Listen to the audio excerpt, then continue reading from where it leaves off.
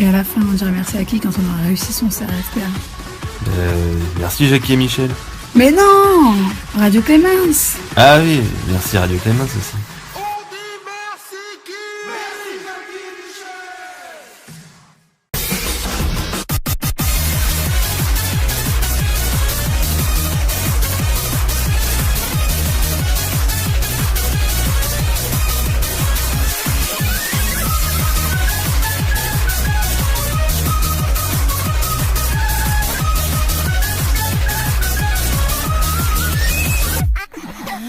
Bonsoir à tous et bienvenue avec nous pour partager sur Radio Clémence numéro 16. Je suis ravi de retrouver toute mon équipe. Ce soir, on a Quibi, on a Pringles, on a RF, on a Monsieur, on a Madame et on a son excellentissime Jimbo.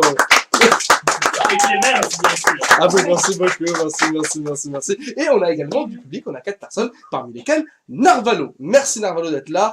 Et allez, on a apprécié sa vaillance. Merci à tous d'être présents, merci à tous de nous écouter. J'espère encore une fois que vos révisions se passent bien. Et ce soir, on va parler d'un sujet d'actualité qui est intéressant, qui est passionnant, peut-être un peu moins technique que le précédent. C'est vrai que le dernier était passionnant, surtout pour l'un d'entre nous, mais c'était quand même intéressant de s'y pencher un peu. Ce soir, nous allons parler des lanceurs d'alerte. Jimbo, cause-nous de ce thème, et plus précisément du sujet qu'on a soumis à la candidate, parce que bon, elle n'est pas là, elle est évidemment dans la cave, c'est la coutume, c'est Chips, qui était déjà passé pour la première émission de la saison 2, en matière de droit public, qui repasse ce soir. Donc on va pouvoir aussi évaluer la progression. Je te laisse la parole. Donc le sujet, c'est un article des Échos du 3 novembre 2016, portant sur la loi Sapin, créant un nouveau statut pour les lanceurs d'alerte. Alors cet article, quand même, c'est un article qui est paru avant que la loi soit votée. Oui. Donc je ne sais pas si la candidate fera le lien et verra ne serait-ce que cette loi a été votée ou au contraire qu'elle pensera que c'est toujours en cours à l'Assemblée. Sur le fond de cette loi, c'est une loi qui protège les lanceurs d'alerte. Je donnais les références pour nos auditeurs. C'est la loi du 9 décembre 2016, 2016-1691, et qui comporte relativement peu d'articles quand même. Et surtout, le premier qui parle de la protection des lanceurs d'alerte, c'est l'article 6 de cette loi, définit le lanceur d'alerte.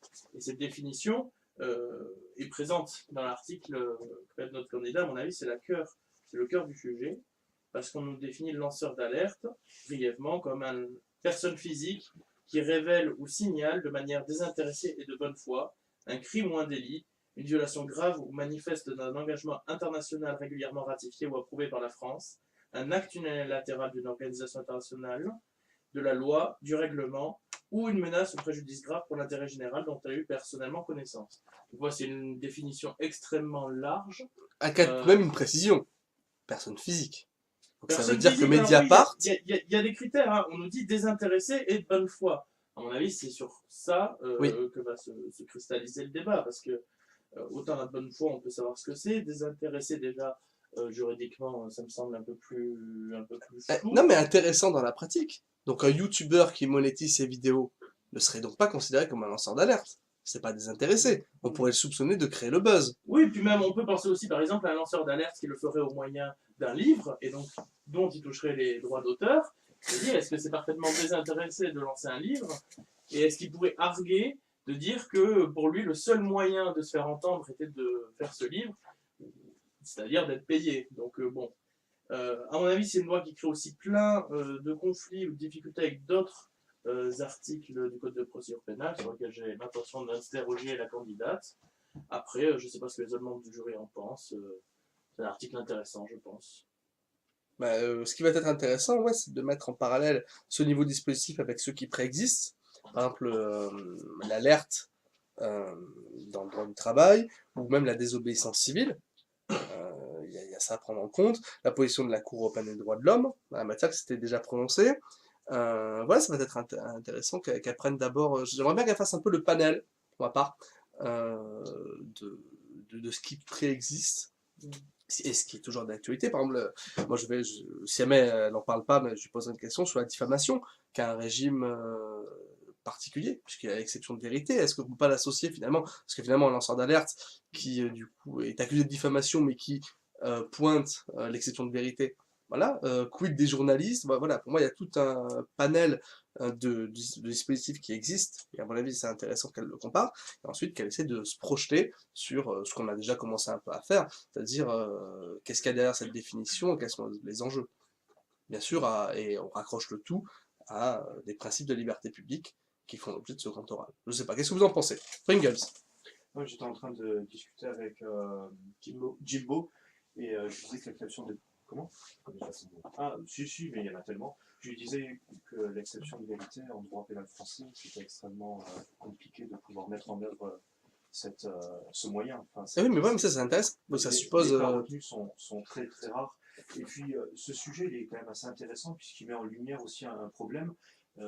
Là, c'est peut-être un problème un peu plus, c'est une opinion un peu plus personnelle, mais aujourd'hui, on est, je pense, dans une chasse à l'homme. En France, on a un système qui fait que c'est les enquêteurs, à travers le parquet, qui impulsent. Et aujourd'hui, ben, tout citoyen peut devenir enquêteur et peut jeter en pâture quelqu'un sous prétexte qu'il pense avoir une information. Donc voilà, alors après, on part sur Voilà, c'est l'expression de communication. C'est quand même encadré. Ça ne l'était pas. Ça ne l'était pas. Là, ça devient un petit peu plus encadré, mais quelle va être la limite? Voilà. Enfin, moi, c'est... Après, il y a des parallèles qu'on peut faire, finalement. Est-ce qu'on pourrait imaginer, dans une deuxième partie, parler finalement de la seule place du citoyen au-delà des institutions? Et, par exemple, ouais, je sais que la candidate est publiciste, elle pourrait faire un parallèle qui pourrait être, pour ma part, judicieux, en matière de collectivité territoriale pour les communes.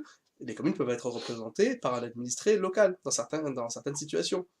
Comment est-ce que l'individu simple, alors qui ne représente que lui-même, peut dans certaines situations s'élever pour agir dans l'intérêt général?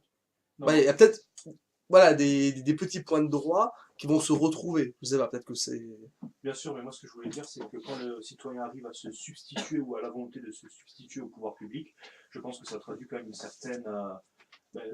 une certaine difficulté et peut-être un certain problème dans la société actuelle. On peut se poser aussi la question de savoir pourquoi est-ce que l'État, à travers le ministère public et donc l'État, n'impulse pas les poursuites. Et ouais, mais est-ce que c'est si actuel que ça? Moi, je lui poserai la question, si elle n'en parle pas. Zola, lanceur d'alerte, j'accuse. Eh, c'est une question. Alors j'ai été incomplet dans mon exposé parce que j'ai parlé de la Pardon. définition, mais j'ai pas parlé du régime. Et le régime, il est pour moi essentiellement en deux points. D'abord une immunité, et puis après une procédure. Alors s'agissant de l'immunité, on introduit un nouvel article dans le code pénal quand même, l'article 122-9, donc au fronton de notre code, qui nous dit « n'est pas pénalement responsable la personne qui porte atteinte à un secret protégé par la loi », c'est-à-dire dans le cadre et qui respecte la procédure et les conditions de la définition de lanceur d'alerte. Donc l'intérêt de cette mesure, l'aspect opérationnel, c'est quand même une immunité pénale. C'est vraiment ça le principe. Et quant à la procédure, donc pour avoir cette immunité, il faut respecter la procédure. Grosso modo, je schématise, il faut respecter une phase en trois parties. C'est-à-dire que d'abord, la personne doit informer son supérieur hiérarchique. On pense aux entreprises, et d'ailleurs la loi Sapin 2 dit que les entreprises doivent elles-mêmes organiser des processus de récolte de ces signalements. Et dans le cas où il y aurait urgence, ou dans le cas où cette hiérarchie elle-même serait compromise, c'est la phase 2 de la procédure, il faut aller voir le procureur de la République. Ou en tout cas les institutions judiciaires ou compétentes. Et enfin, c'est seulement dans la troisième phase de la procédure que si tout ça n'a pas été opérationnel, que l'on peut s'autoriser à divulguer la chose. Donc voilà, la définition est très large, mais pour pouvoir en bénéficier, pour pouvoir bénéficier de son effet qui est l'immunité, il faut quand même suivre l'ordre de cette procédure. Et c'est intéressant que tu reparles justement du secteur privé, puisque la première fois qu'on a voulu protéger les lanceurs d'alerte en France, en 2007, c'était justement limité dans des cas de dénonciation de corruption interne dans des circuits privés. Voilà. Donc, et ensuite, ça s'est développé par une loi du 16 avril 2013 qui comprenait les risques graves pour la santé publique et l'environnement. Donc on est peut-être en extension, justement, parce que là, dans la définition que tu avais donnée, on a tout un chef de possibilités. Et Clémence, tu soulignais le fait que les personnes morales n'étaient pas introduites par le projet de loi, mais peut-être tout simplement c'est pour éviter que des entreprises deviennent spécialistes et que du coup on en ait au fond une certaine concurrence avec le ministère public, peut-être premièrement, et deuxièmement parce qu'on considère que les personnes morales, notamment au travers de Mediapart, elles sont déjà Et oui, voilà, très couvertes juste. par les réglementations. Et voilà, et donc c'est ce que j'attends de la candidate. Donc c'est peut-être pour ça aussi qu'il n'y a qu'une volonté de protéger les personnes physiques, puisqu'aujourd'hui elles ne sont pas protégées. Mais moi j'en suis content. Voilà. Et c'est ça qui est intéressant. Moi j'attends éventuellement un parallèle. Et- Pourquoi? Voilà. Et d'ailleurs, ça me fait penser énormément à un parallèle de droit comparé. Alors, je ne sais pas si elle connaîtra, mais il y a une loi de 1901 aux États-Unis, la loi Marshall, sur les antitrusts et les lois de competition law, qui nous dit que la première entreprise à dénoncer une entente... Tu veux parler des exemptions. Oui, voilà, bénéficie d'une exemption. La deuxième va bénéficier d'un Mais ça- abattement de 80%, la troisième d'un 60%, Ah, mais etc. sans aller Donc, à c'est la le prime politique au premier qui d'antitrust. dénonce, et c'est extrêmement efficace aux États-Unis. C'est-à-dire Mais- qu'il y a très peu de trusts. Mais et il y ça a existe très dans peu l'Union d'ententes. européenne. Oui, Voilà. Et c'est pas du tout impossible qu'elle en parle, puisque comme on a suivi la même formation en marché public, c'est un point qui avait été abordé. Donc justement, ouais, je l'avais noté, est-ce qu'il y a un parallèle à faire avec la politique c'est vrai qu'on nous d'exemption? dit n'est pas pénalement responsable, mais n'est pas pénalement responsable la personne qui la révèle et qui a aussi elle-même personnellement participé au fait qu'elle dénonce. Ouais, on s'aperçoit finalement que dans ce sujet, il y a tout un enjeu sur cette définition, la mettre en parallèle avec d'autres notions, comment situer pleinement ce cadre. Voilà, lanceur d'alerte ou pamphlétaire, personne physique, donc du coup, quelle est la différence? Quels sont les autres dispositifs qui existent à l'égard des personnes morales? Voilà, parce que Mediapart a révélé l'affaire Cahuzac. Et pourtant, voilà, ça s'appliquerait pas, parce que c'est une personne morale. Alors pourquoi est-ce que ce dispositif, on l'applique pas à une personne morale? Tu l'as soulevé Pringles, mais est-ce que la candidate va pouvoir trouver ça? Parce que là, bon, on a l'esprit posé, on a pu travailler le sujet, elle le découvre, elle n'a qu'une heure. Oui, bien sûr. Et d'ailleurs, Ouais. je trouve que l'article présente des difficultés déjà au niveau de sa date, c'est-à-dire qu'il est avant l'adoption de la loi. Ouais, Il faut ouais. déjà savoir que la loi est passée, ce qui n'est pas évident quand même, s'agissant de quelque chose d'assez spécifique, même si les médias en ont parlé. Et puis surtout, ne dit pas vraiment, donne la définition in extenso, mais donne pas vraiment le régime, c'est-à-dire cette immunité et cette procédure.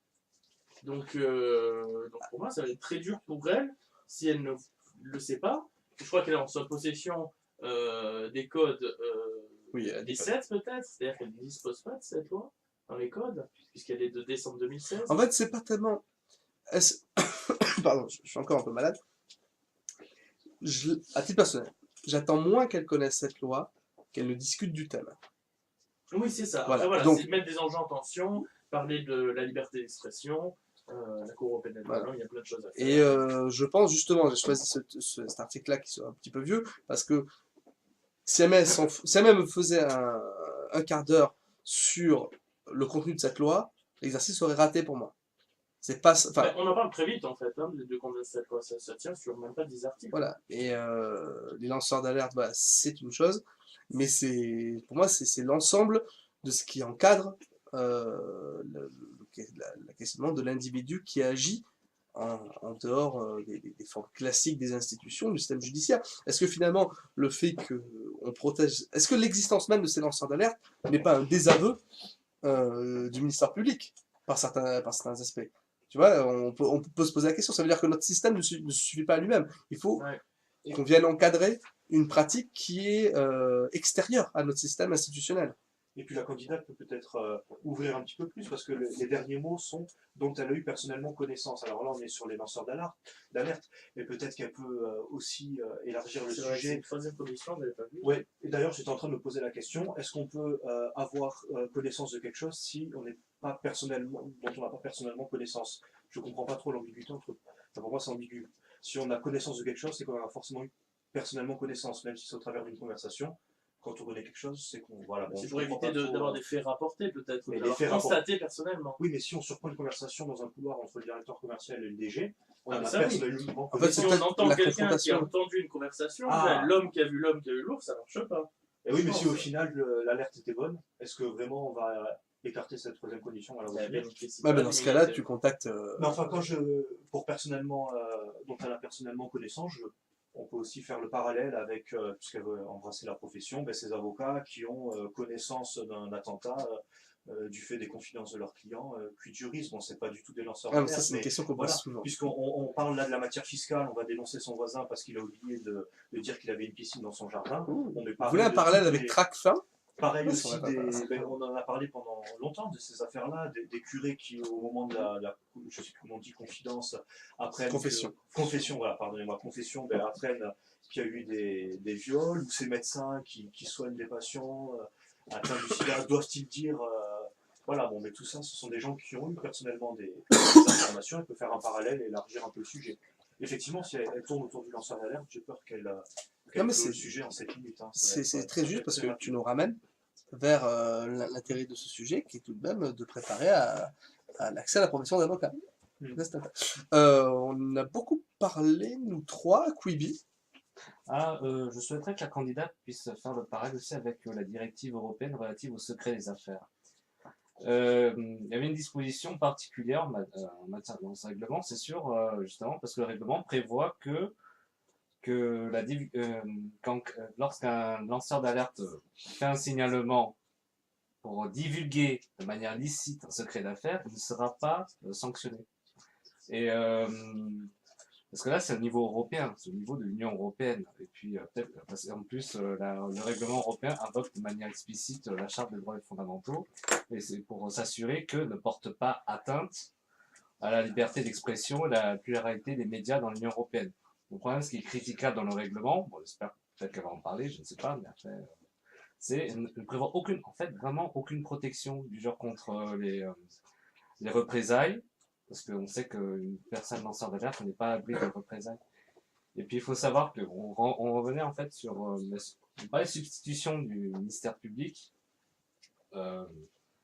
pour les personnes morales. Vous savez que certaines personnes morales prennent, notamment les grandes entreprises, prennent vraiment à sérieux la question de la protection des secrets des affaires, parce que les enjeux économiques sont énormes, et il en va de l'image de l'entreprise. Et ce sera peut-être aussi également l'occasion de parler un terme qui est un peu nouveau, mais qui est fait de plus en plus, qui apparaît de plus en plus en droit, c'est le terme de compliance. Ça, va t'en parler. Ouais. On nous a harcelé là-dessus durant tout un Master 2. Je vois Narvalo qui ricane, il a bien raison. Ouais, c'est pseudo personnes qui ont des types et qui font tourner l'entreprise. Non, mais c'est vrai, en soi, on en est aujourd'hui à créer des services de compliance.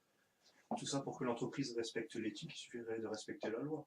C'est quoi la compliance? Compliance, en fait, c'est des services qui se sont créés indépendamment des services juridiques et qui regardent que l'entreprise soit en conformité non seulement avec la loi, mais aussi la morale, l'éthique. C'est le service qualité. Voilà, le service qualité. Mais qui poursuivent comme des buts légitimes. Bon. Ça, c'est sur le papier, bien sûr, mais après, il y en a qui poursuivent vraiment le but légitime, la lutte contre la corruption, Ah oui, la protection de On s'assure que les l'environnement. métaux qu'on fasse venir ne sont pas des L'école, métaux sans- le droit souple un peu, typiquement, l'école privée, la loi privée entre les Et entreprises. alors, code de bonne conduite. chose notable, ceux qui ont pratiqué cet ensemble de règles sont les banquiers pour lutter contre le blanchiment. Et c'est américain. C'est un monde. Et Je- ça- on parle de je- blanchiment, je- peut-être qu'on peut parler de Je ne trafic, doute pas que ce ne sujet. soit pas les moins efficaces, tu vois. Non, mais ça vient de là. Voilà. Ça c'est original. Non, on peut peut-être parler. Bon, après, on va s'éloigner un peu, mais puisqu'on parle de blanchiment, on a une information, on la dénonce à qui quand on est avocat, à Tracfin. Après, on la dénonce, non. Je pense que la plupart des avocats, voire la quasi-totalité, sont vent debout contre Tracfin, mais elle peut peut-être en parler ou dans les Eh questions ben, judiciaires. je parle de l'avocat, je crois que monsieur peut intervenir. Je ne suis pas certain que l'avocat entre dans ligne de compte dans la loi. Il y a eu une conférence avec un avocat qui est professeur à l'université, on ne citera pas son nom, mais qui lui disait que les avocats étaient assujettis à Tracfin, mais qu'il était inconcevable de signaler à Tracfin. Mais si, moi, je connais quelqu'un qui est avocat sans citer son nom, et effectivement, il est assujetti à Tracfin. S'il a l'information, il doit la citer, il ne le fera pas, mais normalement, les avocats sont assujettis à Il Tracfin. faut toujours passer par le bâtonnier. Ah, ça, je ne savais pas. Pour mais la bon. levée du secret Mais professionnel. toujours, parce que si en cas de doute, Mais en Parce soi, que- l'avocat est le confident d'un client. Le client vient dire qu'il a fait, admettons, un peu de blanchiment, il souhaite savoir ce qu'il risque. je trouve inconcevable On que a vu la Cour l'avocat européenne appelle laisse pas de pas fin. passer une telle obligation. Quoi. C'est absolument ahurissant. Le but d'un avocat, c'est de pouvoir tout lui dire parce que voilà, c'est le confident, on est dans le cabinet, c'est quand même un sanctuaire. Ne rentre pas qui veut d'ailleurs. En matière de perquisition, il y a quand même une certaine procédure. Et là, l'avocat va appeler le bâtonnier pour tout rapporter. Donc, enfin, voilà, pour moi, je pense que Tracfin n'a pas lieu d'être, en tout cas pour les avocats. Mais en d'ailleurs, France, du sujet. Fungal, tu as tout à fait raison, parce que l'article 6 de la loi en question, celle que nous étudions aujourd'hui, précise que tous les échanges, en tout cas entre l'avocat et son client, ne peuvent pas faire l'objet de l'alerte en question. Et donc l'avocat ne peut pas être un lanceur d'alerte dans ce cas-là. Merci, monsieur. Parmi, C'est dommage. il y a Non, pourquoi c'est il y a le dommage secret médical et la défense nationale. Voilà, ce sont les trois domaines exclus du domaine de lanceur qui ne d'alerte. figurent pas dans le sujet qu'on a donné à un candidat d'ailleurs, donc je pense que... Donc un militaire qui parlerait ne serait pas couvert, un médecin non plus, un avocat non plus. Ah, peut-être un militaire, mais pas qui touche au secret défense. Ah, effectivement. Du coup, ça couvrerait pas le militaire qui est devenu femme entre-temps aux États-Unis et qui est coupé de la perpétuité, gracié 2 semaines avant par Mais Obama. avant de Il y a un partir, arrêt très c'est pas récent couverte. du Conseil d'État sur un policier ou un gendarme qui a utilisé, qui voulait utiliser justement cette procédure d'alerte, arrêt du Conseil d'État en plus, hein, et qui avait utilisé le TAJ, l'ancien STIC, c'est-à-dire c'est un fichier de traitement automatisé judiciaire qui permet d'essayer un peu de faire des liens entre plusieurs infractions qui auraient été commises et dont on n'aurait pas trouvé les auteurs. Lui, il essayait de dénoncer ça et donc il a fait un usage abusif de ce logiciel. Et le Conseil d'État a jugé que son licenciement était valable. Comme Attends, tu bien même parles lui-même pas est invoqué. Du gendarme qui a fini, et ça a fini à la Cour européenne des droits de l'homme et Non, qui non, a... c'est eux. Conseil d'État. Oui, oui, mais ensuite c'est parti à la Cour européenne des droits de l'homme. Ah, ça, je sais pas si c'est parti à la Cour européenne. Je sais pas si on parle du même, mais qui avait Ah, pour moi, c'est un s'était arrêt exprimé sur un 2017, forum. c'est un arrêt, Et à la fin, on avait pensé même que la Cour européenne des droits de l'homme avait proclamé un droit au syndicat de la police par ce mec. Ouais, tu en connais mieux que moi alors. Ah, C'est liberté- intéressant de liberté voir. Est-ce qu'on parle pas de la même affaire? Je vais vérifier. C'est un arrêt 2014. celui-là. C'est ça, moi je dis 2014 dans ma tête. Hein. Pour moi, c'est un arrêt très ancien. Eh ben, Ça a été rendu non seulement pour les gendarmes, mais aussi pour les militaires. Ouais, mais je me Ils souviens ont- que le Conseil d'État avait justement reconnu. Mais je l'ai dans mes petits papiers. Je vais 31 regarder mars ça. 2017, ça m'étonnerait que la Cour de... Ah bah alors, bah, c'est Ça, notre c'est affaire. l'arrêt du Ah non, c'est Conseil notre d'État. affaire alors. Mais ça se ressemble, c'est marrant. Parallèle à faire, parallèle. Madame, peut-être un mot. Non, c'est vrai. Non, on verra au moins des questions. Tu te réserves. Oui. Et je sais pas qui veut dire son pseudo, mais RF. RF, peut-être que RF peut nous éclairer. Ah mais Ref, il a pas besoin que je l'interpelle. J'allais parler de moi. Non, mais ce qui est sympa avec ce que tu as dit, c'est que tu as dit oui, l'avocat, on ne verrait pas le dénoncer et tout. Donc, quelle est la différence entre un lanceur d'alerte Enfin, quelle est la différence entre un lanceur d'alerte et un délateur en fait? C'est un peu ça. Parce qu'au final, ici, on n'encadre pas de la délation. On donne pas une immunité à quelqu'un qui peut-être. L'article en parle, ouais, c'est la peur, je crois, de certaines personnes. Puis il y a il y a quelque chose qui est aussi. Enfin, le texte, comme tu dis, c'est une définition assez large. Beaucoup de choses qui est en dedans. C'est aussi, on dit, à des fins d'intérêt général. C'est ce qui va être difficile pour elle, c'est d'avoir qu'est-ce qu'on entend par intérêt général. Et puis ici, j'ai l'impression qu'à part, ça va être un peu au cas par cas de savoir est-ce que c'est l'intérêt général ou pas, est-ce que voir dire c'est l'intérêt privé. C'est ça qui est compliqué, moi je trouve. Et puis, Affaire de jurisprudence. En deux mots, moi, si j'avais été la candidate, dès l'introduction, j'aurais peut-être aussi rappelé le contexte historique qui fait qu'en Si France, j'aurais été, attends, laisse-la passer. si j'avais d'ailleurs été, mais j'aurais dit 2 mots moi, sur le contexte historique et qui fait qu'en France, ben, on a un petit peu des réticences à être des colporteurs de rumeurs, puisque avec la Seconde Guerre mondiale, on a quand même un passé historique qui fait que ben, il y a eu des événements après la guerre et tout, donc c'est ce qui fait que la loi a été revenue. Moi, j'aurais dit 2 mots là-dessus aussi, Ouais. sans rentrer dans les détails et sans être sans du tout. Non, tu as raison. Je voudrais qu'on fasse un point sur le fait que Chips est déjà passé ici, et vous étiez présent, messieurs. C'était le premier d'ailleurs. C'était le premier de la saison 2. On avait parlé du juge des étrangers. Et sur quoi est-ce que vous allez être attentif par rapport à sa manière? Voilà, qu'est-ce que vous aviez retenu? Dans mon souvenir, il me semble que c'était sur les canons méthodologiques qu'on avait quelques carences. Ouais, Il ouais, la force. Il Pas de plan, n'avait pas pas de fait pas de plan, pas de problématique, c'était un peu brûlant. Donc déjà, moi ce qu'on attend, c'est que... La phrase est belle, c'est que- fluide, mais ça, je pense qu'il n'y aura pas de... Ouais, puis qu'elle se respecte les canons méthodologiques. Quoi. Est-ce qu'elle est avec les... Passé à l'IEJ. Ça s'était bien passé, Darmanin? Oui, ça allait assez bien pour l'exposer, mais après, lors de l'entretien... Non, mais c'est ça, c'est bon, déjà voir si au final, déjà ça va être plus à l'aise le second passage. Normalement, il est censé avoir, ça fait déjà plus de mois. Non, Ah oui, elle est oui, passée, ouais, elle est passée. facilement. Donc normalement, elle est censée En au moins déjà sur le fond février, ouais. avoir plus avancé bossé. Peut-être comme elle a fait l'exercice avec les J Toulouse, peut-être qu'elle sera plus à l'aise. Et puis ouais, moi c'est ça qu'on attend, c'est qu'elle fasse comme le candidat la semaine dernière était vraiment pas mal, mais même celle d'avant, je sais plus exactement son nom. Bibou. Non. Ah non, je sais plus. Mais Bon chips. bref. Et Attendez, pourquoi je l'ai plus? Panda, Bah, Panda. bon, qui avait tous Merci, au moins respecté au bon, moins les public. cadres méthodologiques, donc là c'est ce qu'on va attendre d'elle. Et puis Enfin, là, qui la fera chose, le sens sur le premier passage. Quoi. c'est un sujet où elle peut s'exprimer, on ne peut pas rester sec sur un sujet pareil, il y a forcément à dire, peut-être un peu à la frontière du hors-sujet, mais il y a beaucoup de choses à dire. Je te vois rigoler, Clémence, pourquoi? Ah, oui, non, je pense, en effet, il y a peu de chances qu'on soit sec sur ce sujet. Après, c'est toujours pareil. Là, c'est ce que je trouve qu'on parle depuis tout à l'heure, mais ce qui est normalement qui est l'exercice, qui est compliqué, c'est toujours le rattacher à des libertés. Finalement, depuis tout à l'heure, on a parlé quand même du sujet un peu, mais ce qui est, c'est ça, savoir à quelle liberté on va vraiment rattacher ça, etc. Et vu que c'est le but de l'exercice, ce qui est dur aussi, comme tu as dit, il y a plein de choses à dire, Non, mais là, il y a mais moyen c'est d'être toujours large. quand même rester, ouais, de l'être large, mais pouvoir toujours se référer à une liberté, puisque c'est quand même l'exercice qu'on attend. Mais c'est vrai. On a fait le tour de ces propos introductifs. Bah, oui, je Il me semble. Il me semble. Ah, merci. Merci. Eh bien, écoutez, je vais pas tarder à aller la chercher.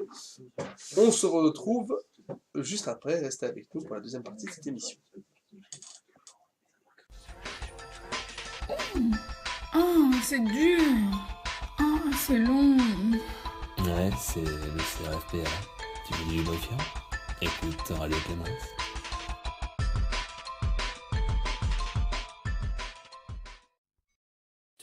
Radio Clémence, la radio qui papote, c'est RFPA.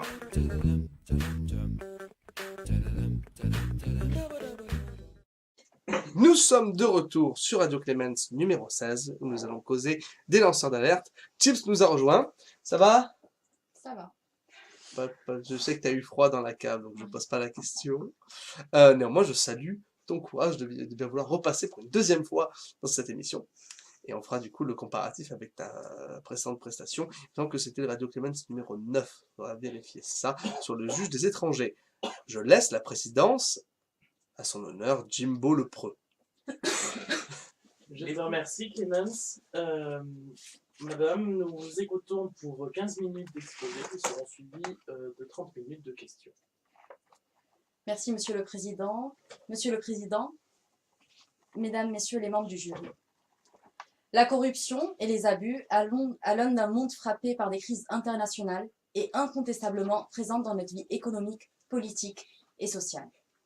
La transparence devient donc indispensable dans notre vie afin de faire régner une certaine stabilité et assurer une fidélité des relations économiques, sociales et politiques. En effet, la seule constatation de ces faits a conduit progressivement à mettre en place et de reconnaître les lanceurs d'alerte. Donc les lanceurs d'alerte sont des personnes qui vont venir dénoncer certains faits d'une particulière gravité afin de pouvoir incriminer les personnes en cause.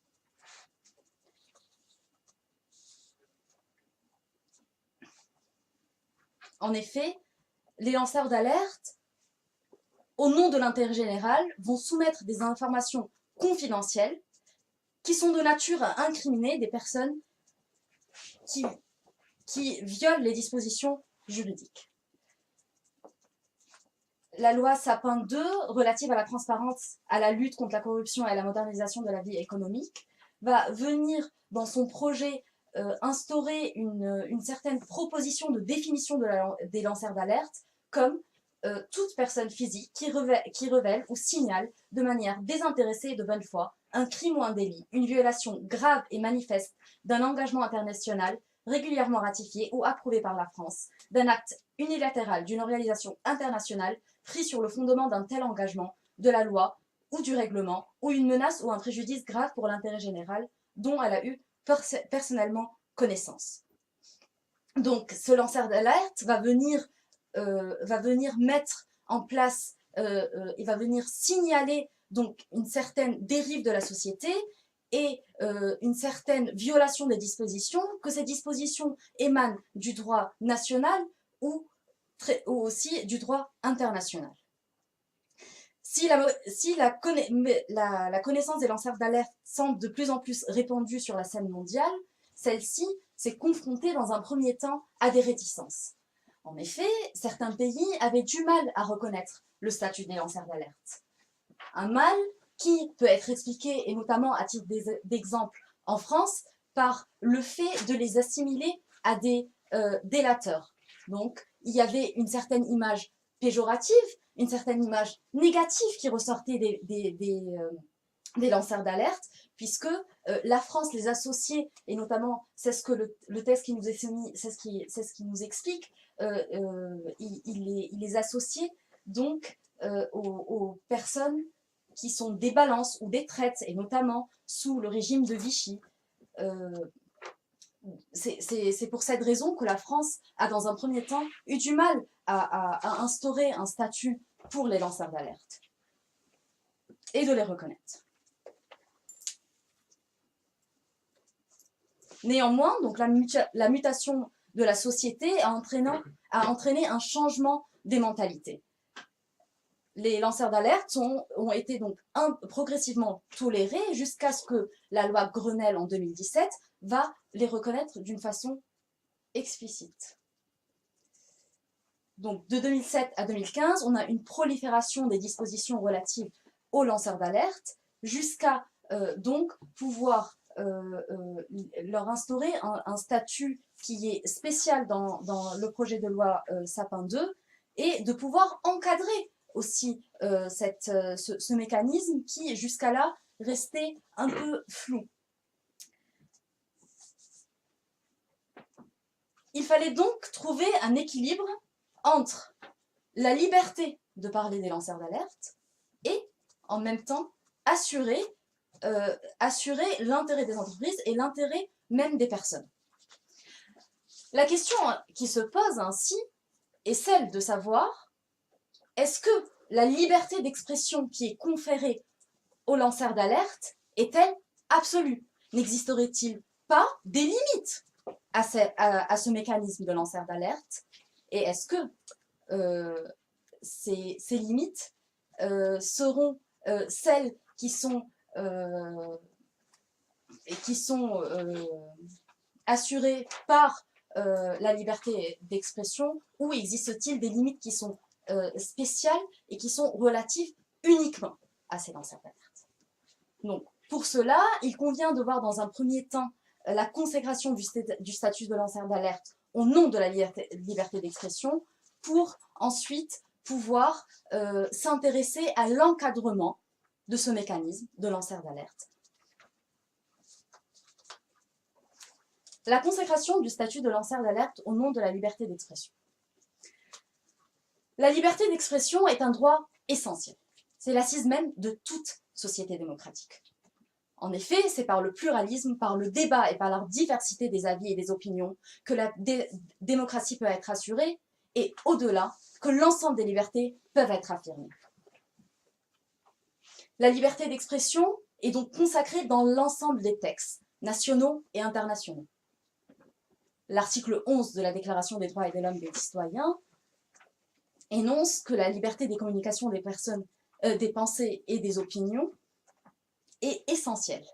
La Convention européenne des droits de l'homme affirme également que la liberté d'expression est le fondement de toutes les autres libertés. La Cour européenne des droits de l'homme, dans un arrêt de 1974, Handicide, va venir expliquer le contenu de la liberté d'expression. Et pour cela, la liberté d'expression n'est pas strictement les idées reçues avec faveur ou celles qui sont inoffensives, mais c'est celles qui choquent, heurtent ou inquiètent l'État ou une fraction de la population. Et c'est en ça que les lanceurs d'alerte rentrent dans le champ d'application de la liberté d'expression. C'est parce qu'ils dénoncent des idées et ils dénoncent des infractions qui sont suffisamment graves, qui choquent, heurtent et inquiètent l'État ou des entreprises ou une partie de la population.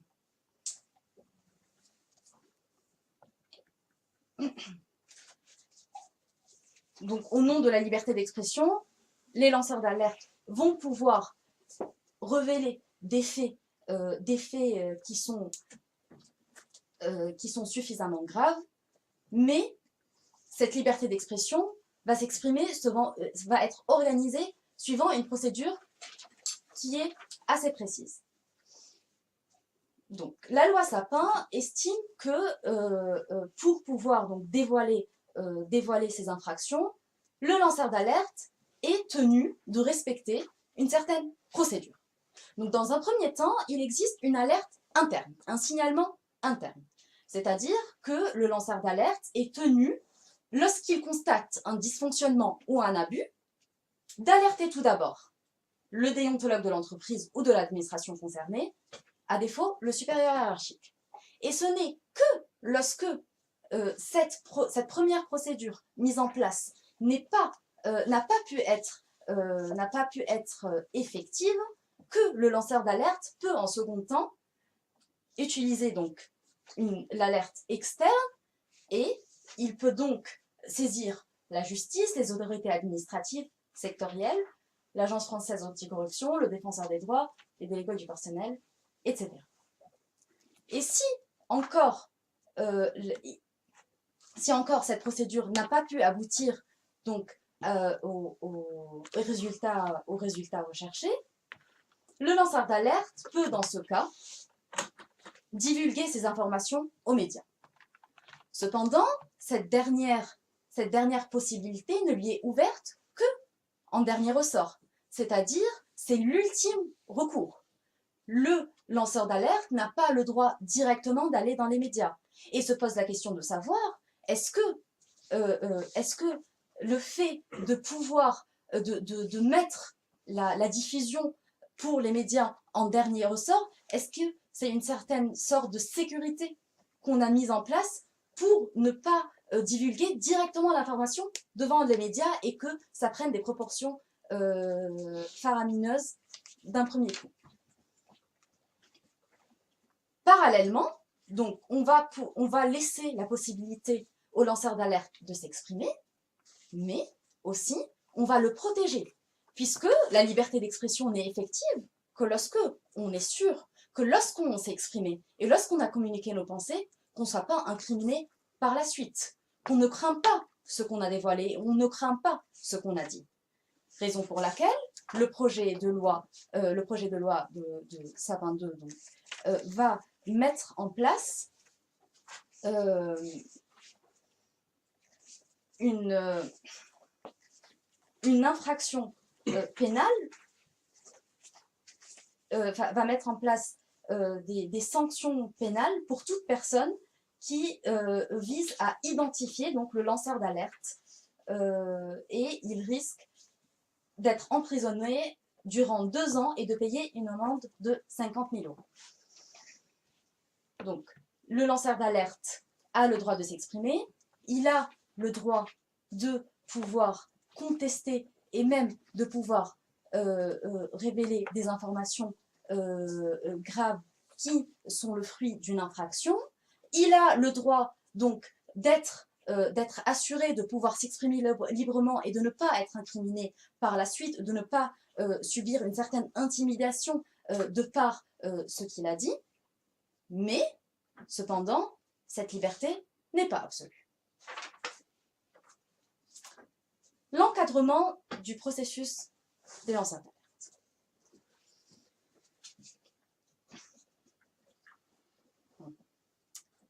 Donc la liberté d'expression de lanceur d'alerte ne peut pas être absolue. En effet, si on confère une liberté absolue, cela va entraîner des abus.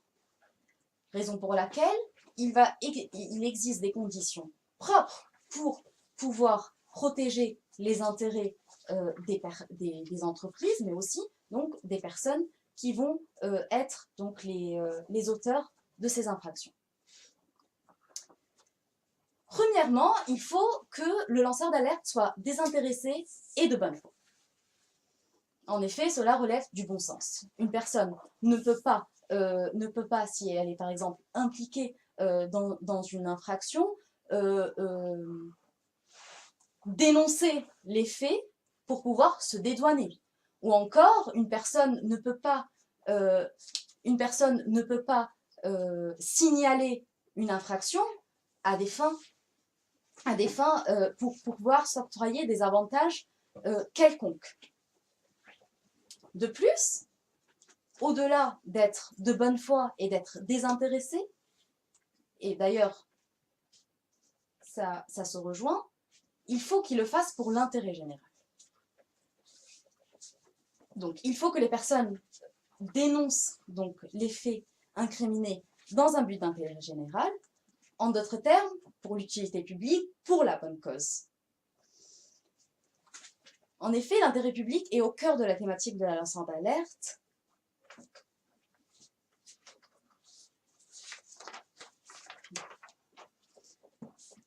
Donc seul l'intérêt général peut tolérer cela. Et pour une raison simple, c'est pour ne pas en abuser et pour ne pas arriver à calomnier quelqu'un. Parce que la lanceur d'alerte n'est pas mise pour le profit de pouvoir régler des conflits privés. Le lanceur d'alerte n'est pas mis en place pour pouvoir nuire à autrui, parce que la liberté de chacun s'arrête là où commence celle des autres, et un tel comportement nuit à l'intérêt de l'autre personne et nuit à la liberté des autres personnes.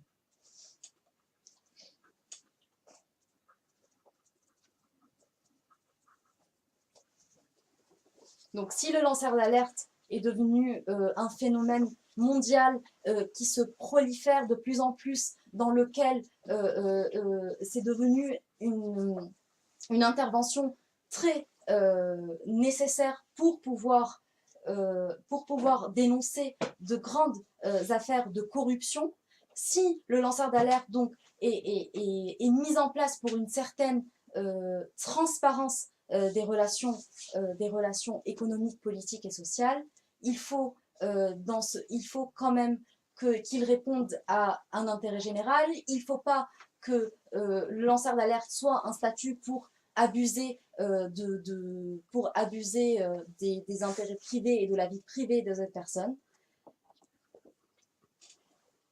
C'est pour cette raison que la loi Sapin vise à l'encadrer et d'incriminer toute personne qui souhaite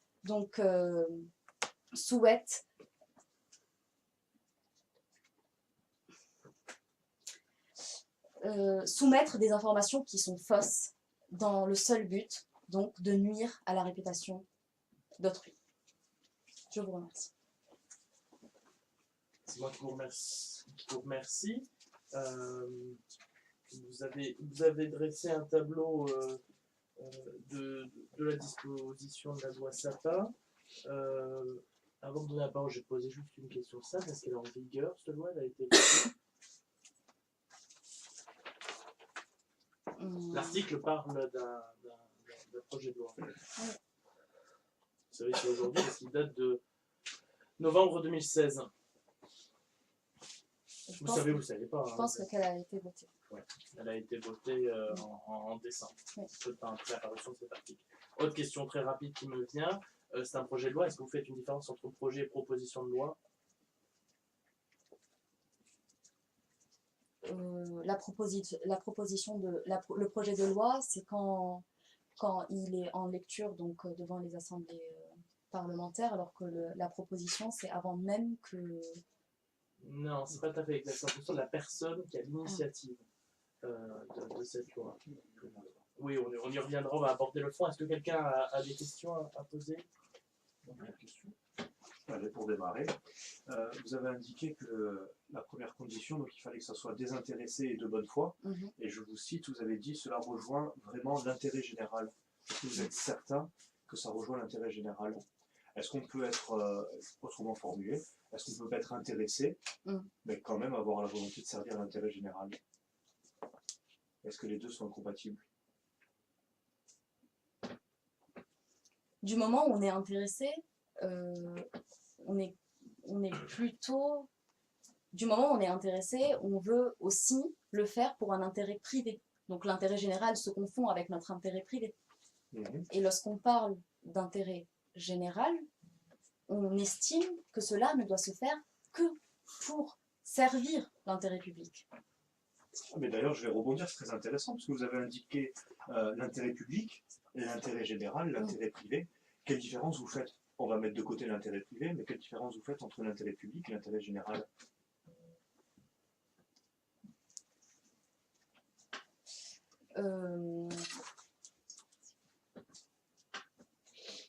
À mon avis, l'intérêt public et l'intérêt général sont quand même très assimilables. L'intérêt public peut peut-être renvoyer plutôt à une certaine, à une certaine dimension plutôt administrative, et l'intérêt général, ça peut peut-être renvoyer à une certaine... elle touche plutôt plus la population, l'intérêt général, donc l'intérêt de tous. La population ou même l'État. Ou même l'État. Mais sur cet intérêt-là, et on aurait terminé sur cette notion, est-ce que vous pensez que la somme des intérêts égoïstes et particuliers donne l'intérêt général? Non. Non. Non. L'intérêt général, ce n'est pas l'intérêt d'une minorité ou d'une majorité, mais c'est l'intérêt dans son ensemble. Quelqu'un? Clémence? Clémence, pardon. On a changé de sexe. C'est sa radio. On a changé de sexe. Non, c'est le membre fondateur, il ne connaît même pas le nom de la radio, allez, c'est pas grave. Français à la française. Alors, une question.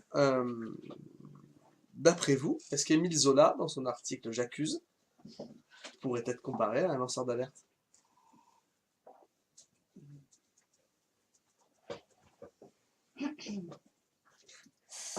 Du moment où il accuse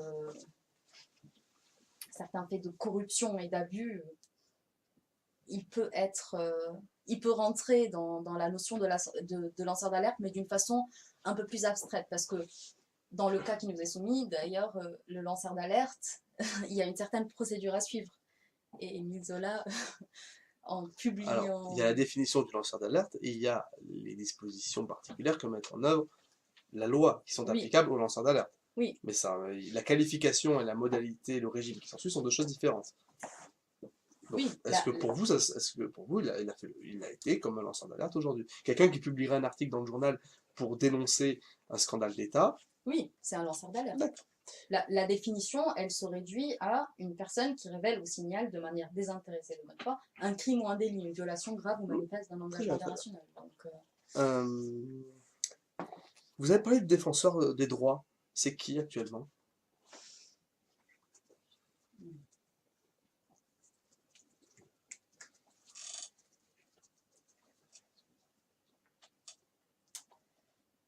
C'est pas grave si vous savez pas. Non, je sais pas. J'aurais d'autres questions, mais on va peut-être faire tourner. QB alors? Oui. Qui est Monsieur Sapin? Ah, c'est le ministre de l'économie. Oui. Est-ce que vous avez vu le film documentaire Citizen 4? Ça parle d'un lanceur d'alerte très connu. Non, c'est pas Il y a un autre film qui est sorti récemment. Oui, mais Citizen 4 d'abord. Il y a eu un Oscar.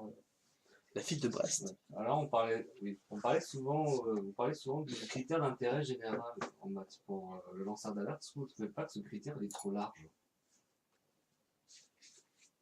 C'est un peu fourre-tout, hein, l'intérêt général.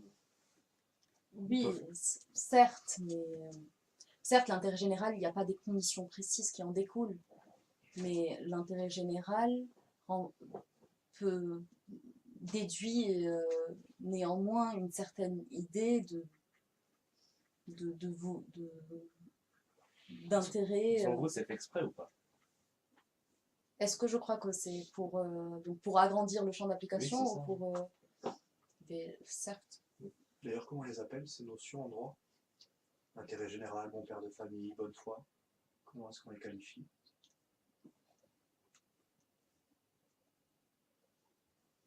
Je sais pas. Allez, c'est en 2 syllabes. C'est les notions cadres. Ah, j'aurais dit standard. Pardon. Le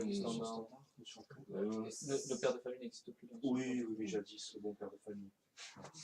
Feu, le bon père de famille. On poursuit. Vous avez parlé des faits de corruption. Est-ce que vous connaissez d'autres risques que le lanceur d'alerte pourrait signaler, à part les faits de corruption? Parce que vu que c'est très large, vous n'avez pas une idée d'exemple? Ça peut être n'importe quelle violation de...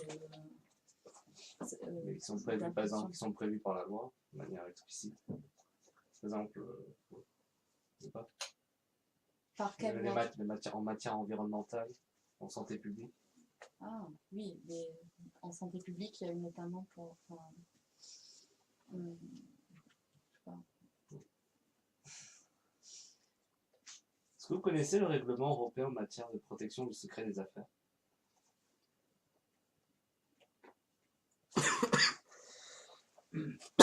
Clément s'en dit. Protection du secret des affaires. Est-ce qu'il prévoit une disposition pour les lanceurs d'alerte, justement pour les protections, mais cette protection serait insuffisante? Bon, une dernière question. Est-ce que la protection du lanceur d'alerte entrerait dans la compliance? Dans la compliance présidentielle. Je suis. Non. Non, parce que la protection de lanceur d'alerte, elle est... donc c'est quand même une incrimination et il risque un emprisonnement, alors que le compliance renvoie plutôt à un droit souple et... Pourtant, certaines entreprises le font. Hein. Oui, mais dans ce cas, le lanceur d'alerte, ça reste dans le niveau de signalement interne. Parce que... Oui, mais après, rien n'empêche que, par exemple, je sais pas, un directeur juridique ou le directeur de l'éthique de l'entreprise puisse se saisir de l'affaire et dénoncer... dénoncer le lanceur d'alerte? Non, effectuer coopérer avec le lanceur d'alerte, ça n'empêche pas, ça existe. Mais coopérer dans quel sens? Bah, le lanceur d'alerte met en lumière des faits de corruption que certains membres de la direction ne sont pas au courant et qu'ils souhaitent dénoncer. Donc vous, c'est pas possible. Je rebondis juste rapidement, avec le casque que j'ai pas entendu, je pensais que tu parlais de la campagne présidentielle, alors je pose la question. Est-ce que vous connaissez un candidat qui fait une proposition assez phare en matière de lanceur d'alerte? Plus précisément, envers un lanceur d'alerte.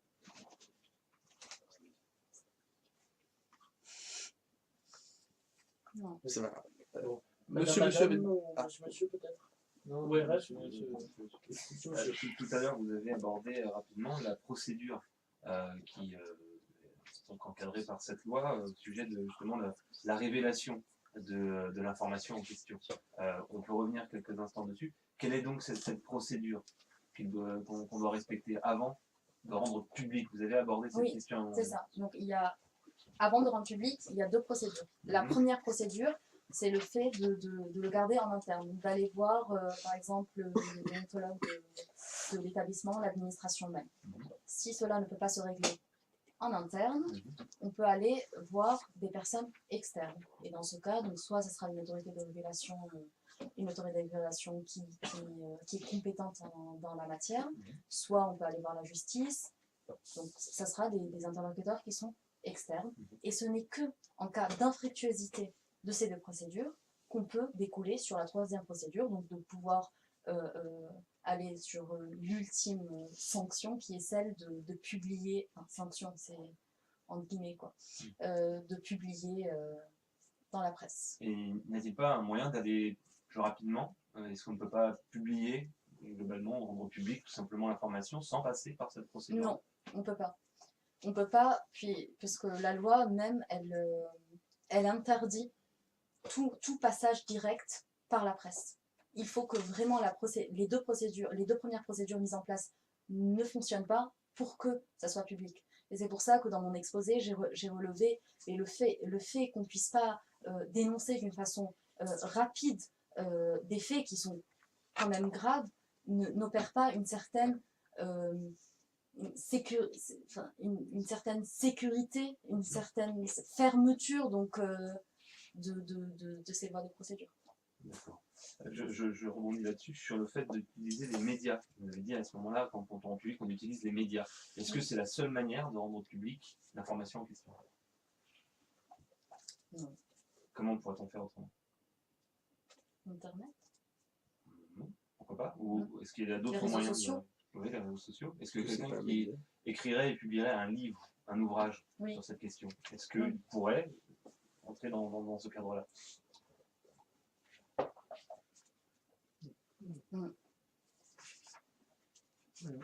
Oui, donc, petite précision, donc, le projet de loi dit donc les informations aux médias ou la société civile. Donc s'il rend public, ça peut très bien être les réseaux sociaux ou il peut très bien éditer un livre et dans ce cas, il rentrera dans la troisième case. Mais il ne pourra le faire, donc comme on l'a dit, s'il respecte les deux premières procédures.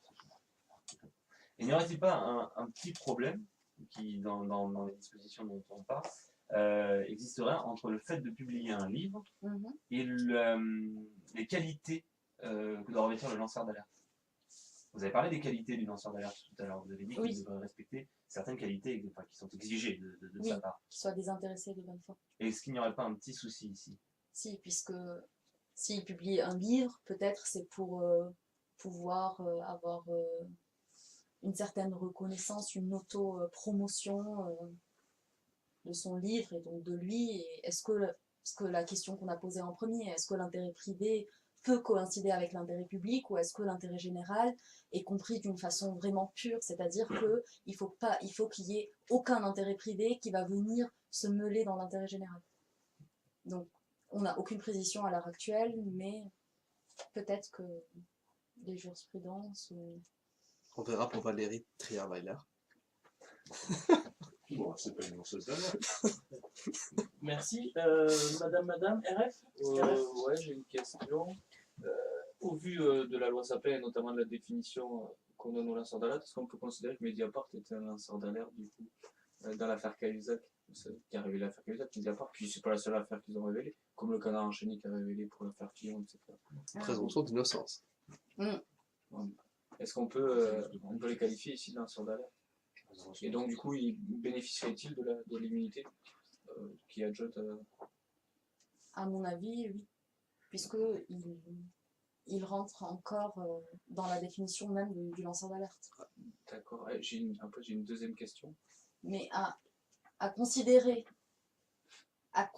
qu'il rentre dans cette dans cette catégorie, peut-être qu'il aurait fallu qu'il respecte donc du coup la procédure dont on vient de parler et de ne pas publier directement. D'accord. C'est fait. Et donc une deuxième question, en fait, je laisserai la parole à madame. Et vous, par exemple, j'espère si vous exercez en tant qu'avocate et que justement vous divulguez l'information tout en suivant la procédure, est-ce que, à votre avis, vous bénéficierez aussi de l'immunité donnée aux lanceurs d'alerte? Est-ce que on pourrait vous considérer comme étant une lanceuse d'alerte, donc bénéficier de la régime de protection, si c'est un exercice de vos fonctions en tant qu'avocate? Un client qui vous dit quelque chose, que vous divulguez? Non, parce qu'il y a le secret professionnel qui s'applique et que dans ce cas, je n'ai pas le droit, si jamais c'est les informations que j'ai pu recueillir lors de l'exercice de ma profession, je n'ai en aucun droit de divulguer des informations qui relèvent du secret professionnel pour pouvoir être une lanceur d'alerte. Donc même à votre supérieur hiérarchique ici, en gros le bâtonnier, puisque d'abord on dit qu'il faut référer au supérieur hiérarchique, même le bâtonnier, par exemple un de vos clients vient vous voir et dit qu'il va massacrer, je sais pas moi, 200 enfants devant une école. Est-ce que votre avis, comme vous êtes tenu du secret professionnel, il ne faut surtout pas le divulguer, donc vous n'en référez pas ni au bâtonnier, ni peut-être... Si, je le référais au bâtonnier par contre. Je le référais au bâtonnier. Okay. Madame Il y a un accident qui s'est opéré entre la bonne foi et l'alerte ou l'intérêt du public. Est-ce que vous savez pourquoi il y a eu ce glissement qui s'est opéré entre ces principes, ces valeurs, Entre la bonne foi et alerter dans l'intérêt du public? Pourquoi la bonne foi? Pourquoi il faut être de bonne foi pour être lanceur d'alerte? Est-ce qu'on peut être improbe et lancer quand même une alerte? Est-ce qu'on peut être Improbe, donc être pétri de mauvaises intentions, de mauvaises manières, et lancer une alerte? Non. Pourquoi?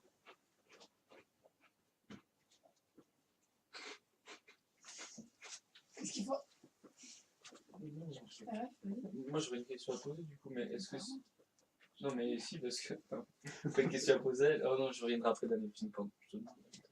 Pour compléter sa question, est-ce qu'on ne peut pas faire œuvre de rédemption? Est-ce qu'on ne peut pas faire œuvre de rédemption?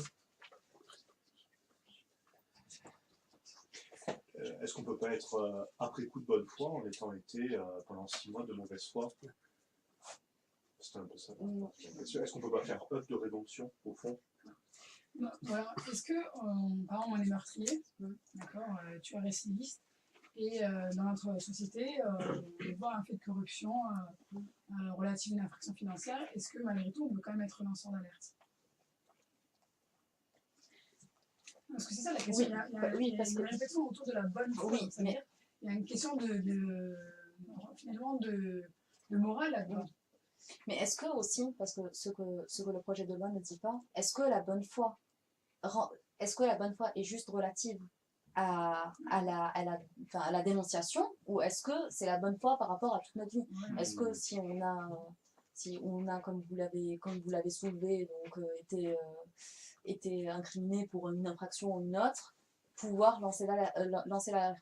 Donc la loi, le projet de loi et la loi maintenant ne nous révèlent aucune précision, mais à mon sens, c'est la bonne foi, elle doit être appréciée dans le cadre du fait litigieux. Est-ce que du coup ça ne se rapproche pas de la notion de désintéressement et de conflit d'intérêt? Si. Pour vous, c'est quoi un conflit d'intérêt? Un conflit d'intérêt, c'est... Un conflit d'intérêt, c'est quand la personne n'est pas désintéressée, quand elle a des intérêts privés à pouvoir satisfaire dans ce qu'elle fait. D'accord. Autre question. Vous avez pris l'axe de la liberté d'expression. Vous avez dit que c'était par rapport à la liberté d'expression. Mais est-ce que finalement, vous ne croyez pas que le fait de pouvoir lancer des alertes, c'est pas forcément une question de liberté d'expression, mais plutôt carrément une question qui relève de la démocratie et de la survie de la démocratie? De toute façon, la liberté d'expression est le fondement même de la démocratie. Donc, c'est l'un des attributs de la démocratie. Oui. C'est pas la démocratie. Je vous cite une citation d'Alain et vous me dites ce que vous en pensez par rapport à ça. La démocratie est le contrôle continu et efficace que les gouvernés ont sur les gouvernants. Est-ce que finalement, le fait de pouvoir lancer les alertes, ça ne permet pas un contrôle des gouvernants, donc de ceux qui ont le pouvoir, donc ceux qui détiennent l'intérêt de... Parce que c'est ça l'intérêt général. Une partie de l'intérêt général, c'est le fait de détenir l'intérêt de quelqu'un en ayant le mandat au nom de quelqu'un. Et donc finalement, est-ce que c'est pas ça de pouvoir contrôler les gouvernants, donc ceux qui détiennent le pouvoir? Est-ce que le lanceur d'alerte ne participe pas à la vie de la démocratie? Parce que si personne ne le fait, alors on tombe dans la corruption, et donc notamment la corruption de la démocratie. Si. Est-ce que vous connaissez Antoine Deltour? Non. Autre petite question, est-ce que vous auriez... Ce sera votre dernière, Madame Badin. Oui. Il y a d'autres membres du jury, dont moi-même, qui n'avaient pas posé de questions. Est-ce que vous connaissez un arrêt de la CEDH relatif aux lanceurs d'alerte?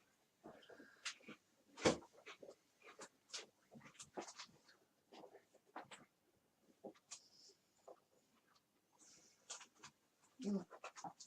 Merci. Bien, alors, il me laisse le temps, parce que peut-être qu'on va sortir du sujet après, poser des questions générales. Donc, je vous laisse le choix. Moi, j'ai envie de vous parler, en tout cas, si vous ne les connaissez pas, de vous faire découvrir 2 articles du Code de procédure pénale. Il y a l'article 11 et l'article 40.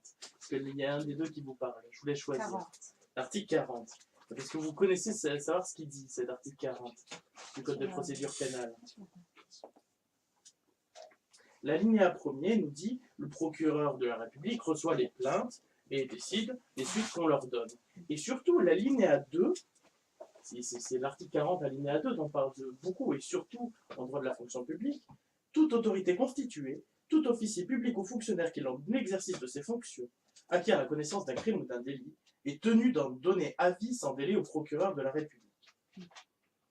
Donc, on prend cet article et on prend la définition de lanceur d'alerte. Parce que cet article-là, il nous parle de la deuxième phase de la procédure. Oui. Donc, dans ce cas-là, moi, je suis un fonctionnaire public. Qu'est-ce que je fais? J'ai l'article 40, alinéa 2, qui me dit allez voir directement le procureur, et j'ai cette loi qui me dit allez voir la hiérarchie ou le déontologue. Vous ne pensez pas qu'il y a un conflit là?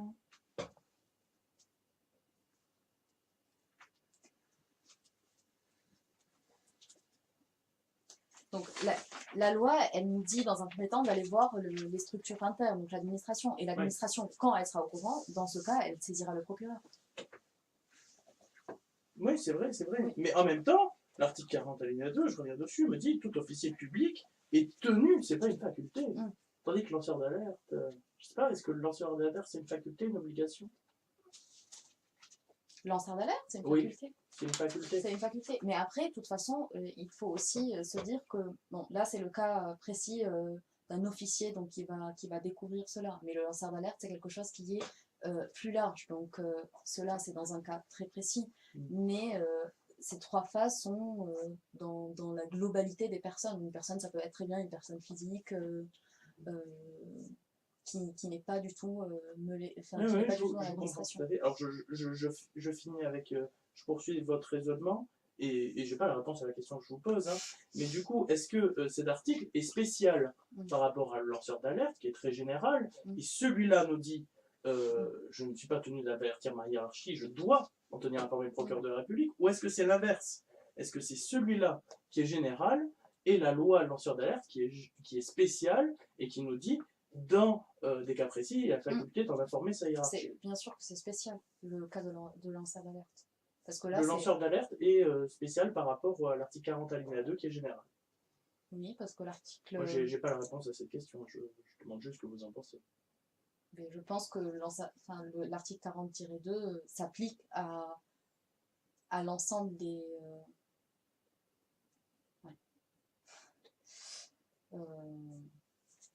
Oui, ça se discute. En effet. Bon, de toute façon, on va pas s'éterniser sur cette question. Peut-être un autre tour de questions rapides pour les membres du jury. Peut-être en s'éloignant un peu du sujet, QB. Une question. Juste, je vais revenir un peu au sujet. Admettons que le lanceur d'alerte ait fait un signalement mensonger. Sur quel fondement peut-on poursuivre le lanceur d'alerte? Sur quel fondement? Oui, il y a une action. C'est prévu par la loi sur la liberté de la presse. La diffamation? Oui, c'est ça. Et peut-être, Clémence, tu veux rebondir dessus? Tout en étant plus général, je obéis aux instructions du président du jury. Sur quel fondement, donc c'est une question, c'est rapide et à la fois vaste. Sur quel fondement peut-on sanctionner les atteintes à la liberté d'expression? Vous voulez que je vous donne des exemples? Non, je veux savoir quels sont les deux grands moyens de sanction. On en parle d'un là depuis le début, il y en a un dont on ne parle pas du tout. En matière de liberté d'expression. Oui. Alors, mais si je lâche le mot, je lâche la réponse. Donc... Bon, là, on est en train de parler d'un certain type de droit. On parle de droit. On parle de droit pénal, là. Ah oui, ok, je vois.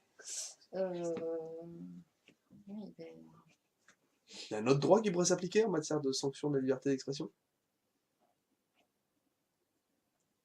D'autres grands droits? Pas 36 000, des grands droits. Bon, on y reviendra. On y reviendra. Une question toujours générale. Est-ce que vous faites une distinction entre la liberté d'expression et la liberté de communication? Parce que vous avez cité que la liberté d'expression. Moi, je serais parti sur la liberté de communication. Mais est-ce que vous en saisissez la nuance?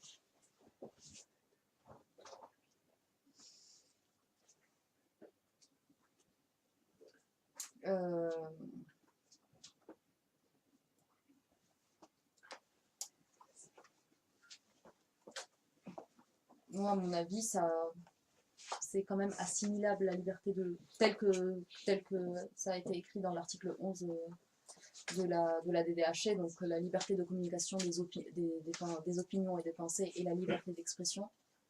À mon avis, ça renvoie à la même chose, le fait de pouvoir s'exprimer et exprimer nos opinions et nos pensées. Monsieur, une question? Oui, quelque chose de très général et assez personnel. Qu'est-ce qui, selon vous, fait un bon avocat?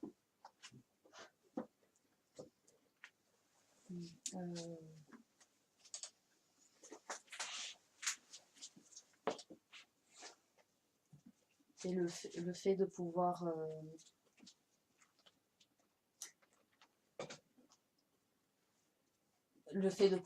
défendre ses clients en loyauté tout en respectant le secret professionnel et pouvoir apporter l'aide la plus complète pour pouvoir les aider dans leurs problèmes. À quoi jugeriez-vous, vous personnellement, qu'un avocat est un bon avocat? Parce que là, vous m'avez dit des choses qui sont de l'ordre des généralités sur la profession d'avocat. Je suis assez d'accord avec vous. Mais... À mon avis, il y a deux. Pour être un bon avocat, à mon avis, il y a deux choses. Donc, il y a une chose qu'on peut.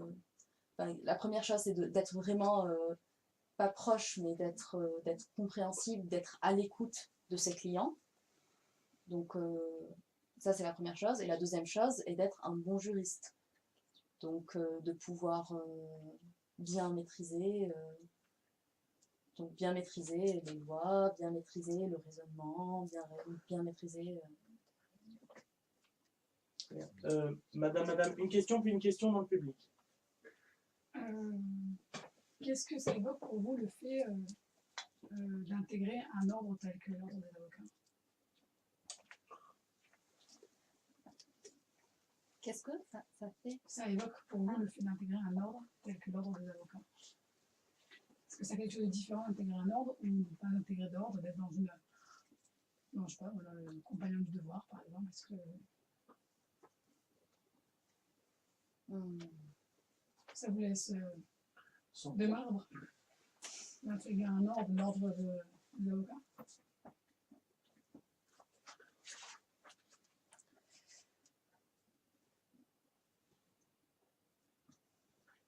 C'est pas une question dans le public, je crois, peut-être. Pour finir, pour clôturer. Quelqu'un voulait prendre la parole? Quelqu'un? Donc Clémence, tu me faisais les Ou signes. Narvalo. Non, en fait, non, je voulais qu'on laisse la possibilité au public de s'exprimer. Ah, d'accord. Est-ce que... une dernière question pour quelqu'un? RF semblait avoir une question. Non. On a une lueur d'espoir, mais bon. Ça aurait resté une dernière question. On a une question dans le public. Oui, allez-y. Moi, j'aimerais vous demander, vous n'avez pas cité d'exemple, est-ce que vous avez une affaire en particulier sur un lanceur d'alerte qui a pu faire vent, notamment, pu voir ça à travers de livres ou de cinéma? Est-ce qu'une idée vous vient? Ce sera la dernière question. Non. Très bien. Merci beaucoup. Merci.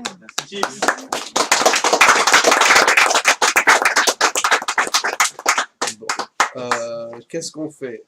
On va faire une pause. Une pause. Un petit break, un petit break. Je t'assure. Bon, allez, une petite pause et on revient tout de suite après. Que tu aies choisi la procédure administrative ou la procédure civile, faudra que tu passes le grand oral. Et comme le programme est infini, mieux vaut le faire entre amis. Mais si, on est tes amis qui t'attendent et qui t'aiment. Alors rejoins-nous sur la messagerie Skype de Radio Clémence et viens papoter avec nous. Promis, on parlera de droit européen, institutionnel, juré. On revient de suite sur Radio Clémence, la radio qui papote CRFPA.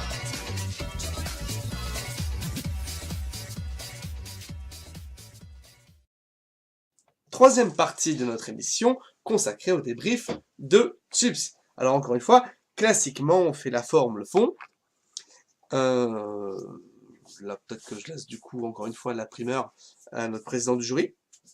Oui, alors, on va Sachant que tu étais là lors du premier passage. Oui, voilà, je vais en parler. De Chipsa. On va apporter le fond, on va faire un tour de table, et puis la forme, et on va refaire un tour de table. Sur le fond, moi j'étais tu veux pas faire la forme? La forme, pardon. La forme, j'étais là la première fois. Je remarque qu'il y a une inversion. Je trouvais que le début, les 15 minutes, était beaucoup mieux. Par contre, aux questions, tu étais beaucoup plus décomposé, peut-être parce que tu étais moins à l'aise sur le sujet. Mais je trouve en tout cas, il y avait énormément beaucoup plus de difficultés. Et je trouve qu'il y a une vraie progression, en tout cas, ne serait-ce que sur les 15 minutes exposées. Il y a toujours des souffles, des petits bégaiements, des silences un peu longs. On sent que tu cherches tes notes, peut-être t'écris trop. Moi, j'ai l'impression qu'il y a un vrai problème de respiration. Il faut vraiment travailler sur la respiration. Insuffler, expirer, vraiment poser sa voix, ça aide, parce que des fois la panique, ça fait halter, et ça aide pas. Du bon regard, tu m'as regardé, toujours plus, c'est toujours mieux, mais tu m'as regardé moi parce que je l'ai vu, faut regarder Jimbo. le jury. Donc c'est ça. Il perd pas le nord. Hein. Alors c'est peut-être que on est à l'ENM, alors voilà. Je continue. Après, sur le plan, tu as tiré parti de ce qu'on t'a dit, tu l'as annoncé. La problématique aurait peut-être été un peu plus visible, mais j'ai compris ce que tu voulais dire. Il y avait une tension. Il y a juste un point, c'est que j'ai pris le 1B pour le 2. Et je sais que j'étais pas le seul. C'est qu'il y a un moment, et j'ai barré, j'ai fait « Ah zut, elle n'est pas dans le 2 ». Tu as parlé de l'encadrement. Et l'encadrement, je me suis dit, là, c'est une procédure interne, il y a une deuxième phase, il y a une troisième phase. Et non. Et après, tu as annoncé un encadrement du mécanisme. Tu as parlé de la procédure, pardon, du régime, voilà, de la procédure. Donc, j'ai cru, et je me suis dit, ben, tant mieux, en fait, si c'était pas le 2, parce que tu avais commencé ça à 8 minutes, je crois, et ça paraissait difficile, tu semblais pas tenir les temps. Donc tant mieux pour ça, les temps ont été tenus parfaitement à 10 secondes près, 15 minutes 10, 15 minutes 20 selon les chronos, donc ça c'était nickel. Donc ça c'est une meilleure amélioration. Sur les questions, par contre j'ai trouvé ça beaucoup moins bien que la dernière fois. Je croyais que c'était moins à l'aise, mais c'est peut-être sur le fond. Voilà. Je rejoins tout à fait. Au début j'étais, ah d'accord, il y a un entrain nouveau, c'est pas la même chips que la dernière fois, presque trop. Presque dans l'entrain. Moi, je me suis dit, elle parle vite. L'introduction était vraiment tonus. Et du coup, c'est vrai que ça contraste avec les questions où tu as semblé plus embarrassé, en effet, et plus fermé sur des questions qui devraient pas t'embarrasser, puisque on n'attend pas nécessairement de toi. Je pense notamment aux dernières questions sur la fin, sur, entre guillemets, déontologie, mais c'est pas vraiment quand même de la déontologie pure et dure, mais c'est plus des sujets de réflexion, d'impression. Ça devrait te venir, ça devrait pas te bloquer. Alors, il y a peut-être eu un truc dans les 45 minutes qui a fait cette question. On essaiera de réécouter. C'est aussi ça, c'est le plus dur de Radio Clément, c'est de se réécouter et de voir à quel moment tu as décroché de cet entrain qui, si tu arrivais à le stabiliser, aurait pu arriver à un niveau que je n'hésite pas à qualifier d'éloquent. Au début, il y avait vraiment un... Après, moi, par rapport à la première fois, là, je me souviens, bon, déjà, ce qui est bien, c'est que tu as essayé d'aspecter les canons méthodologiques. C'est vrai que la première fois, tu n'avais pas fait de plan, ce que tu as approché la problématique, là, au moins, déjà, sur ça, tu as essayé d'être... Tu as tenu donc les temps, même si je me demande s'il vaut mieux pas faire 1 minute ou 1 minute 32 mots, parce que j'avais l'impression à la fin que c'était un peu répétitif, un peu les mêmes phrases, tout ça pour arriver à temps, alors je sais pas. Mais... 13 minutes, 14 minutes, généralement c'est très bien. C'est déjà pas mal. Après, ça allait mieux au milieu de l'exposé, c'est vrai qu'au début ça faisait très un peu monotone, un peu récité, et après c'est vrai que tu as mis plus de théâtralité, si on peut dire comme ça. J'avais l'impression des fois de voir un peu Clément dans sa façon de faire sur la deuxième partie, donc c'était mieux parce que tu détachais plus de tes notes, puis c'était plus théâtral, enfin, c'est quand même toujours plus captivant pour le jury. Après, ouais, sur les questions, je pense que c'est dommage que tu es un peu sur des questions. En général, en fait, sur la forme. Pardon. De l'exposé, ce qui m'a gêné, c'est au bout d'un moment, je me suis dit, d'accord, en fait, elle présente plus la loi qu'elle ne la commente. C'est-à-dire, tu étais plus dans un exercice parfois, au lieu de citer le document, Oui, on va en fait, tu déborder le paraphrasais. sur le- Ouais, mais on est sur la Sur forme. le fond, on en parlera après. Ah, mais Fingers, pour moi, c'est de la forme. Sur la forme. Peut-être 2 points sur la forme. Alors c'est vrai que quand on est spontané, et je pense que tu l'es, c'est un petit peu compliqué de gommer les imperfections, mais la difficulté c'est que quand tu as 1 heure de préparation, on a vu qu'au niveau des 15 minutes, tu gérais, et donc on arrive à voir le décalage et à quel moment tu es déstabilisé. Alors si tu arrives un petit peu à gommer cette spontanéité et ce réflexe que tu as d'être un petit peu enjoué et de maîtriser, ben, du coup quand tu seras en difficulté sur les questions, on percevra un petit peu moins la nuance. Et deuxième point, moi ça m'a un petit peu interpellé, la problématique, c'est un petit peu, j'allais dire, la pierre angulaire de l'exposé. Et là tu as commencé par, est-ce que la protection est-elle? La problématique, elle est, pardon, mais elle est pas française, c'est pas français, et tu peux pas mettre 2 interrogations dans une interrogation. Alors la problématique, à la limite, blinde-la, tu la mets par écrit, tu ne nous l'exposes pas si tu ne l'as pas avant réfléchi, mais vraiment, pour l'annonce du plan et la problématique, tu nous fais un truc hyper carré. Alors, la problématique, après, j'ai bloqué sur ça, mais elle a été poursuivie, elle était très bien, mais est-ce que la protection est-elle? Voilà, la protection est-elle? Et tu poursuis. Voilà, c'était ces 2 points-là, mais je pense que le deuxième point est peut-être plus anecdotique. Le premier, essaye de faire un petit peu, mais je comprends, je suis un peu comme toi, quand on est spontané, après on se dit, bon, on y arrive à la longue, à se gommer un petit peu, mais essaye de jouer sur ça et on verra moins que tu es en difficulté sur la phase des questions. D'accord. QB, une remarque sur la forme? Alors, je ne vais pas rappeler ce que vous avez dit tout à l'heure, mais quand même 2 petites remarques. J'ai vu que tu fais quelques E encore, mais beaucoup moins qu'avant. Et beaucoup moins. C'est encourageant quand même, c'est très bien. Et après, je crois que tu as juste ça que la question, tu as un peu ri. C'est un peu, je pense, c'est nerveux. Bon. Alors, essaie de ne pas rire. Voilà. Après c'est bon. Un point sur la forme. Attends, il y a des gens qui n'ont pas fait de remarques. Madame? Monsieur? Non, pas plus que ce qui a été dit. Je suis tout à fait d'accord avec Un point sur la forme, alors je l'oublie vraiment parce que je ne l'ai pas noté. À un moment, je crois que c'était avec QB, tu t'es presque livré à un dialogue, en fait. Oui, Tu rebondissais et jamais joue pas à ça. En fait, il y a un moment, parce que ça veut dire, est-ce que le mec qui t'a posé une mauvaise question, il te pose la question, tu prends du temps, d'accord, j'y vais une bonne fois. Éventuellement, si jamais tu as vraiment un doute, tu te demandes une petite précision, mais tu pars pas en mode on tape la discute par rapport à ce que tu viens de me dire. C'est pas ça qu'on attend de toi. Voilà. Et si jamais, voilà, après, bon, il faut essayer de faire avec, quoi. Mais c'est ça l'idée, faut pas que ça parte dans un échange, c'est un coup lui, un coup toi. D'accord, madame, Sur la forme. sur la forme. Moi j'ai noté, moi pour le coup la problématique j'avais eu le temps de la noter, le plan aussi je m'étais pas trompée, donc j'étais plutôt satisfaite de ça. Par contre j'ai trouvé qu'il y avait beaucoup de formations maladroites, mais ça je pense que c'est dû au stress, et du coup ça faisait aussi parfois des propos et un débit saccadé, et une intonation qui montait, puis qui redescendait, qui remontait, qui redescendait, donc en fait on sentait beaucoup de stress. Et effectivement, on parle sur la phase des questions, peut-être beaucoup de spontanéité. Et je pense que l'une des bonnes techniques pour éviter ça, déjà, c'est vraiment de prendre le temps de respirer, de se dire que ça ne m'embarrasse pas, parce qu'au début, pendant la phase d'exposé, moi je trouvais que ça allait vite, quand même, vraiment vite. Et peut-être que ça vaut le coup d'essayer de, pas forcément de faire des grandes pauses, mais d'essayer de réguler son débit pour que finalement tout le propos s'aère. Et par rapport aux questions, c'est un conseil que j'avais entendu, que je n'avais pas trouvé, que j'avais trouvé intéressant, c'est de se dire, je compte au moins 1, 2 avant de répondre.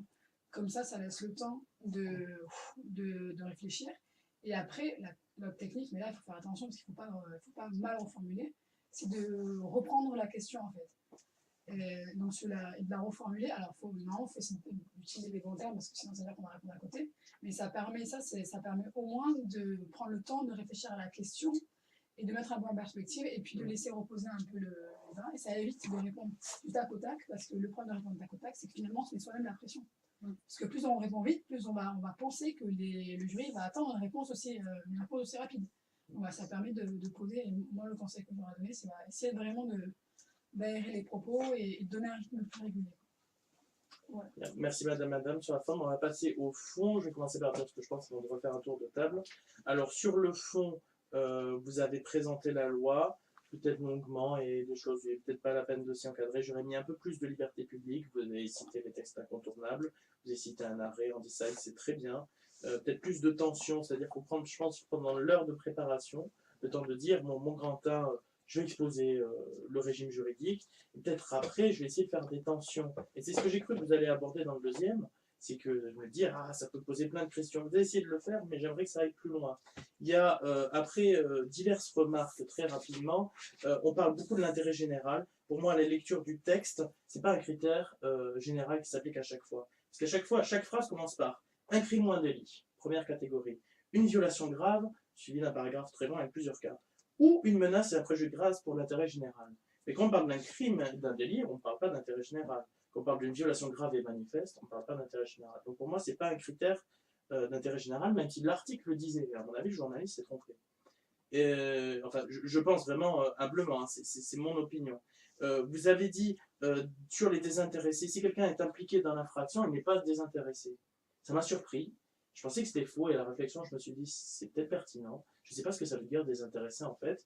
Moi, je me disais innocemment, quelqu'un qui a commis un crime ou qui a participé à la commission d'un crime, hop, il le révèle, il est lanceur d'alerte, il a une immunité.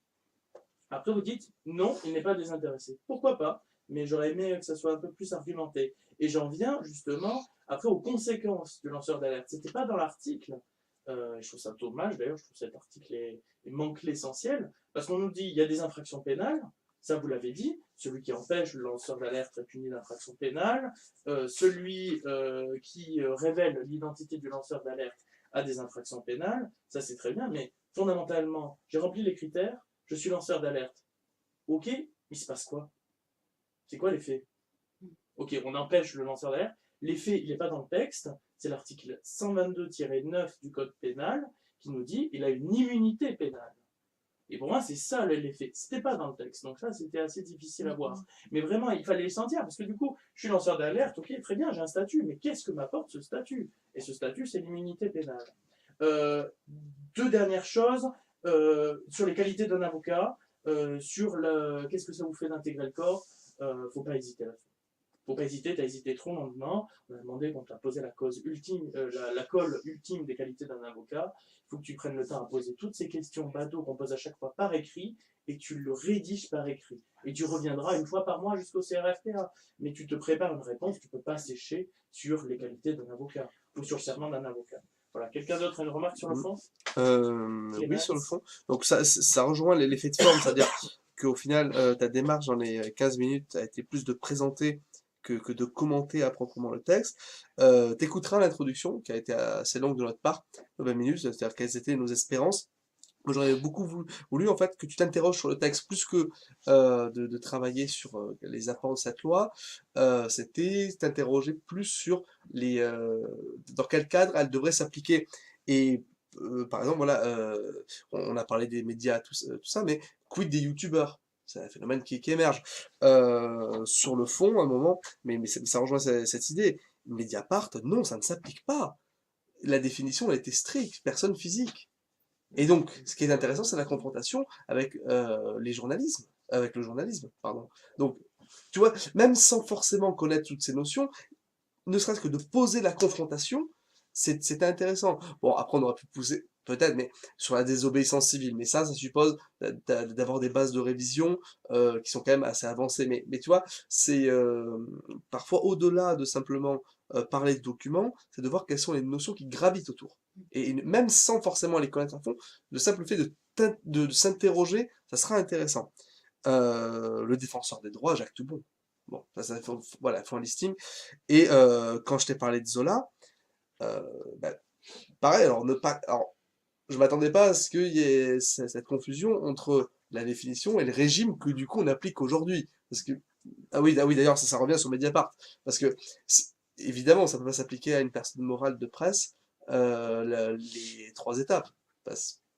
Voilà, je reviens pas là-dessus, mais c'est pas logique puisque c'est l'objet même de Mediapart d'être un organe de presse.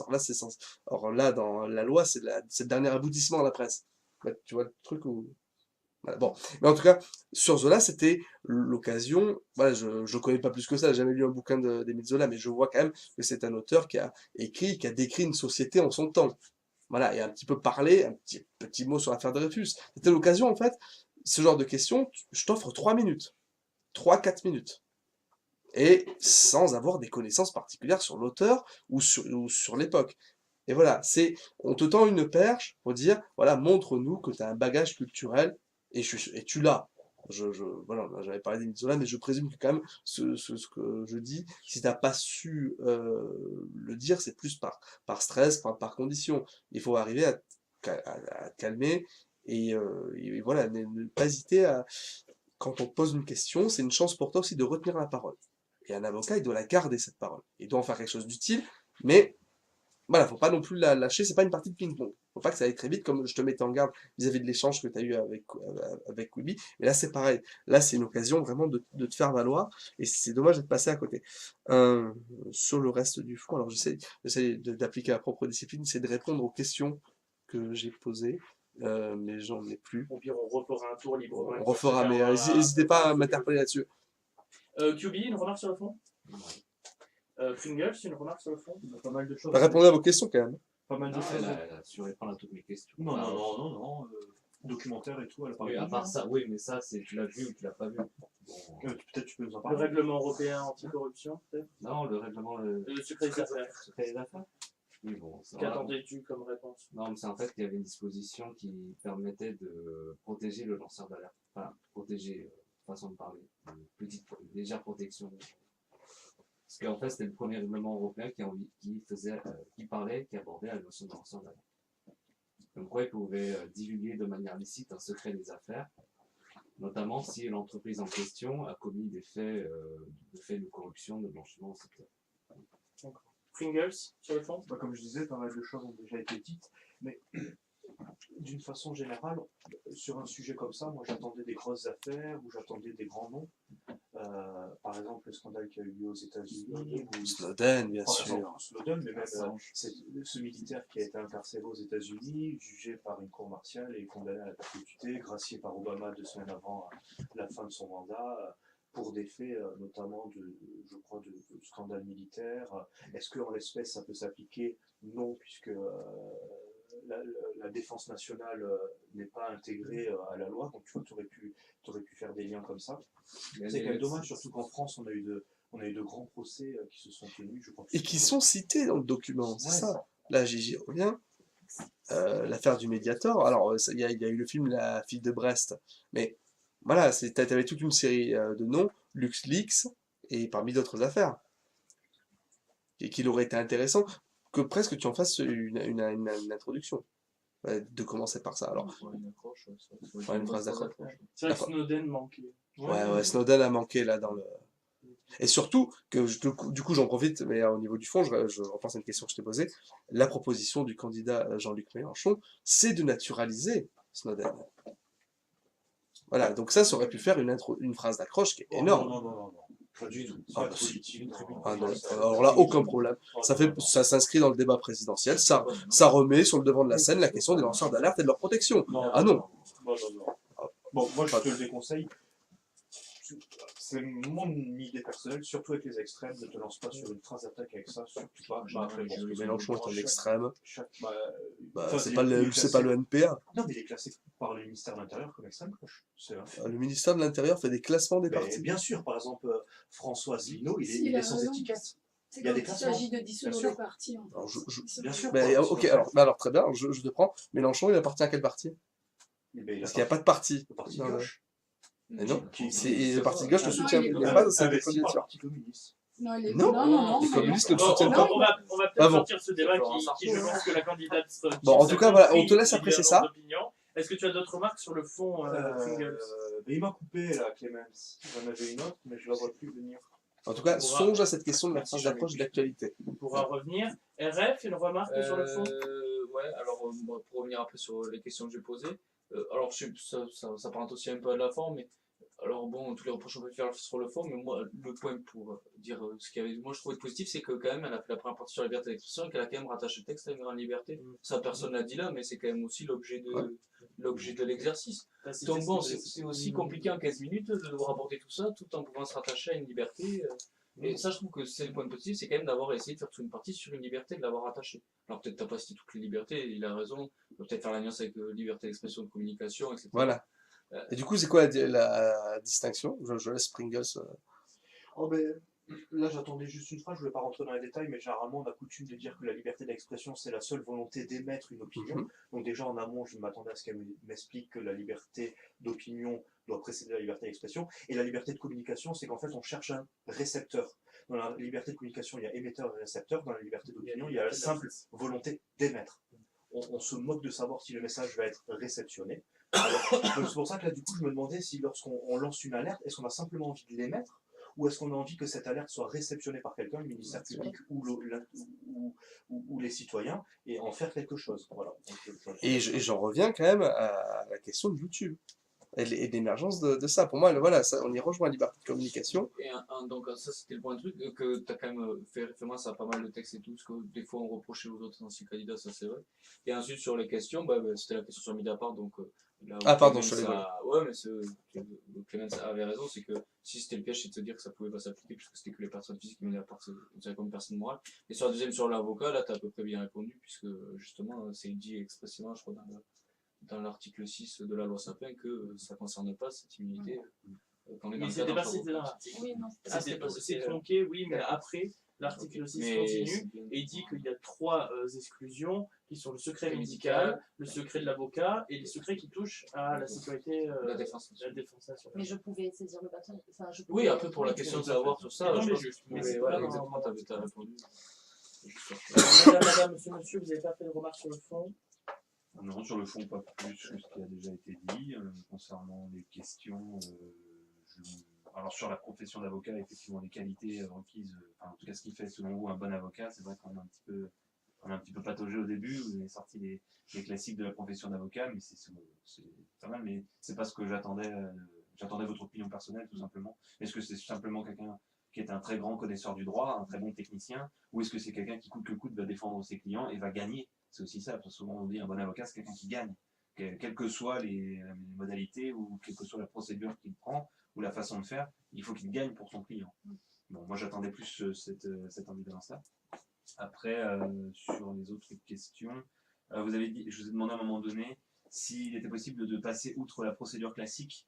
On est revenu un petit peu là-dessus et effectivement, vous ne savez pas, mais c'est dans la loi, s'il y a une possibilité de rendre directement public en fait l'information, c'est si il y a un danger grave ou imminent ou un préjudice irrémédiable ou sur lequel on ne peut pas revenir, enfin bref, qui permet d'aller plus vite en fait, pour éviter de passer par toute cette échelle d'information. Enfin, voilà, c'est à peu près tout ce que j'avais à Madame. Je pense qu'il y a eu un... Et ça, c'est normal, parce que déjà, le sujet était compliqué, et puis parce qu'il faut avoir très avancé dans ces révisions, mais un manque de connaissances, en fait. Et donc, du coup, forcément, ça allait être compliqué de pouvoir vraiment réfléchir autour de ça. Donc, moi, j'ai toujours des petits conseils à donner. C'est comme mon ami, mais ce que je vous conseillerais de faire, c'est d'essayer de faire des fiches, mais pas forcément des fiches très longues, mais des fiches sur plein de principes qui peuvent arriver. Et plein de principes et plein de libertés et plein de droits, donc secret d'instruction et d'enquête, c'est très important, secret professionnel, parce qu'en plus on peut en être chargé, la liberté de communication, secret des affaires, parce que tout ça c'était aussi mis dans la balance. Et puis si vous faites des fiches thématiques, peut-être essayer de faire des graphiques où vous essayez de rassembler tous ces principes-là, comme ça vous les gardez bien en tête, parce que finalement c'est des sujets qui reviennent, tout ça, donc comme ça vous permet de garder les idées fraîches. Et puis après, je pense que c'est un problème aussi de culture générale, parce que Zola, Snowden, Antoine Deltour, c'est pour la lanceur d'alerte de l'affaire LuxLeaks, qui est une affaire hyper importante, où il y avait eu des ententes qui avaient été passées avec le Luxembourg pour la défiscalisation de grandes entreprises comme Amazon, Pepsi, etc. Et donc là, je pense que il faut soit on essaie de revenir au fur et à mesure, mais ça fait beaucoup d'informations dans plein de domaines différents pour le grand oral, soit faire des petites fiches à côté, et pareil, essayer de relier le fond d'un thème et la forme, donc tous ces éléments-là Voilà. Et alors, s'agissant des deux questions, les qualités d'un avocat et qu'est-ce que ça vous évoque d'intégrer un corps, un ordre, moi vraiment je vous conseille de réfléchir à ça tout le long de l'année jusqu'à l'oral. Et d'abord, il y a des réponses simples qui vont venir, des réponses que beaucoup vont citer. Et vu qu'il s'agit de se détacher des autres candidats, de continuer à creuser, d'en discuter avec des amis à vous, avec votre entourage, et vraiment, comme le président l'a dit, de faire une fiche et presque d'apprendre par cœur et de retenir une citation d'un grand avocat, parce que ça, c'est là où effectivement vous marquez des points et vous finissez en beauté. Généralement, c'est les questions finales. Ouais. Vraiment, vous mettez le paquet dessus et c'est clair dans la tête. Et voilà. Et la question de l'ordre, ça évoque plein de valeurs. C'est très important pour les avocats d'intégrer un ordre. C'est quelque chose de différent. Ça permet d'encadrer une collectivité. Ça permet normalement de s'élever, de partir vers le haut. Donc ça, vous vraiment faire ce beau fiche. Je rebondis sur ce que tu dis, madame, pour vraiment insister sur ce point, les questions bateau là qu'on pose à chaque fois, tu penses avoir une petite idée, pourquoi vous voulez être avocat, c'est quoi les qualités, 3 qualités, 3 défauts, les choses comme ça, vraiment pose-les par écrit et essaye de t'astreindre à y répondre par écrit. Et rien que ça, et vraiment je t'assure, rien que ça, sur une page A4 et répondre à cette question par écrit, ça peut suffire pour le grand oral. C'est toujours bien de préparer, d'avoir un discours, d'apprendre par cœur, de répondre à ces questions une fois dans ta préparation par écrit. Et ça, vraiment, tu prends les questions de bateau et tu seras bien et tu pourras y revenir et ça sera toujours bien de le travailler. Mais en posant par écrit, il y a une implication et il y a une réflexion que tu n'as pas en improvisant. Mais si tu l'apprends par cœur, il a l'air d'être spontané. Oui. Voilà. Tu laisses le petit blanc pour réfléchir. J'ai 2 points sur le fond, à moins que madame. Non, mais vous devez rebondir, je crois. Ah. Je voulais vous demander du coup donc moi j'avais cité la liberté d'expression, mais est-ce que vous trouvez que, enfin je sais pas s'il y avait d'autres libertés à citer? En fait, elle va en contradiction, elle entre en tension avec la liberté d'entreprendre. La liberté d'entreprendre. Oui, par exemple en matière de secret des affaires, c'est ça. Ouais. Parfois, bon alors ça peut tirer par les cheveux, mais le droit à la vie privée, il faut savoir que pendant un moment le secret des affaires était protégé sous l'angle du droit de la vie privée. Après la Cour européenne des droits de l'homme a un peu cassé le truc. Après le fait de, par exemple, de dire des choses fausses, c'est quoi? C'est de porter atteinte à l'intérêt des autres. Soit de la calomnie, soit de la diffamation. Attention, parce que la liberté d'entreprendre, est-ce que la liberté d'entreprendre autorise soit des délits, soit des crimes, soit ce que énonce le texte? Non. Des violations graves et manifestes. Non. Donc, tu peux soulever la liberté d'entreprendre. Mais là, c'est dans le cas du avait dit en termes des secrets des affaires. Et bien sûr, après, tous en même temps. Il y a un truc qu'il faut savoir, c'est qu'en matière de quand tu es en conflit entre les deux libertés, c'est toujours la liberté d'expression qui prévaut, toujours, systématiquement. Surtout si ça passe devant un procès. Elle est limitée à l'article 13, attention. Non, en les entreprises, secret des affaires, de défense. Mais l'entreprise qui bosse dans pour l'affaire Calvet, tout de suite, on a invoqué le secret des affaires, la Cour européenne des droits de l'homme, ils n'en avaient rien. Je pense que c'est un secret d'État, une entreprise publique qui travaille par la défense. Clémence, tu avais des. Il n'arrive pas à le prononcer. Clémence, pardon. Oui, 2 points. Donc, la question que je t'ai posée, sur quel fondement on pouvait sanctionner les abus, les atteintes à la liberté d'expression, c'est la question que moi, on m'a posée à la fin de mon grand oral. Je l'attendais de toi, qui est publiciste. On n'a pas parlé de police administrative. Et ouais, mais ça c'est dommage. Bon.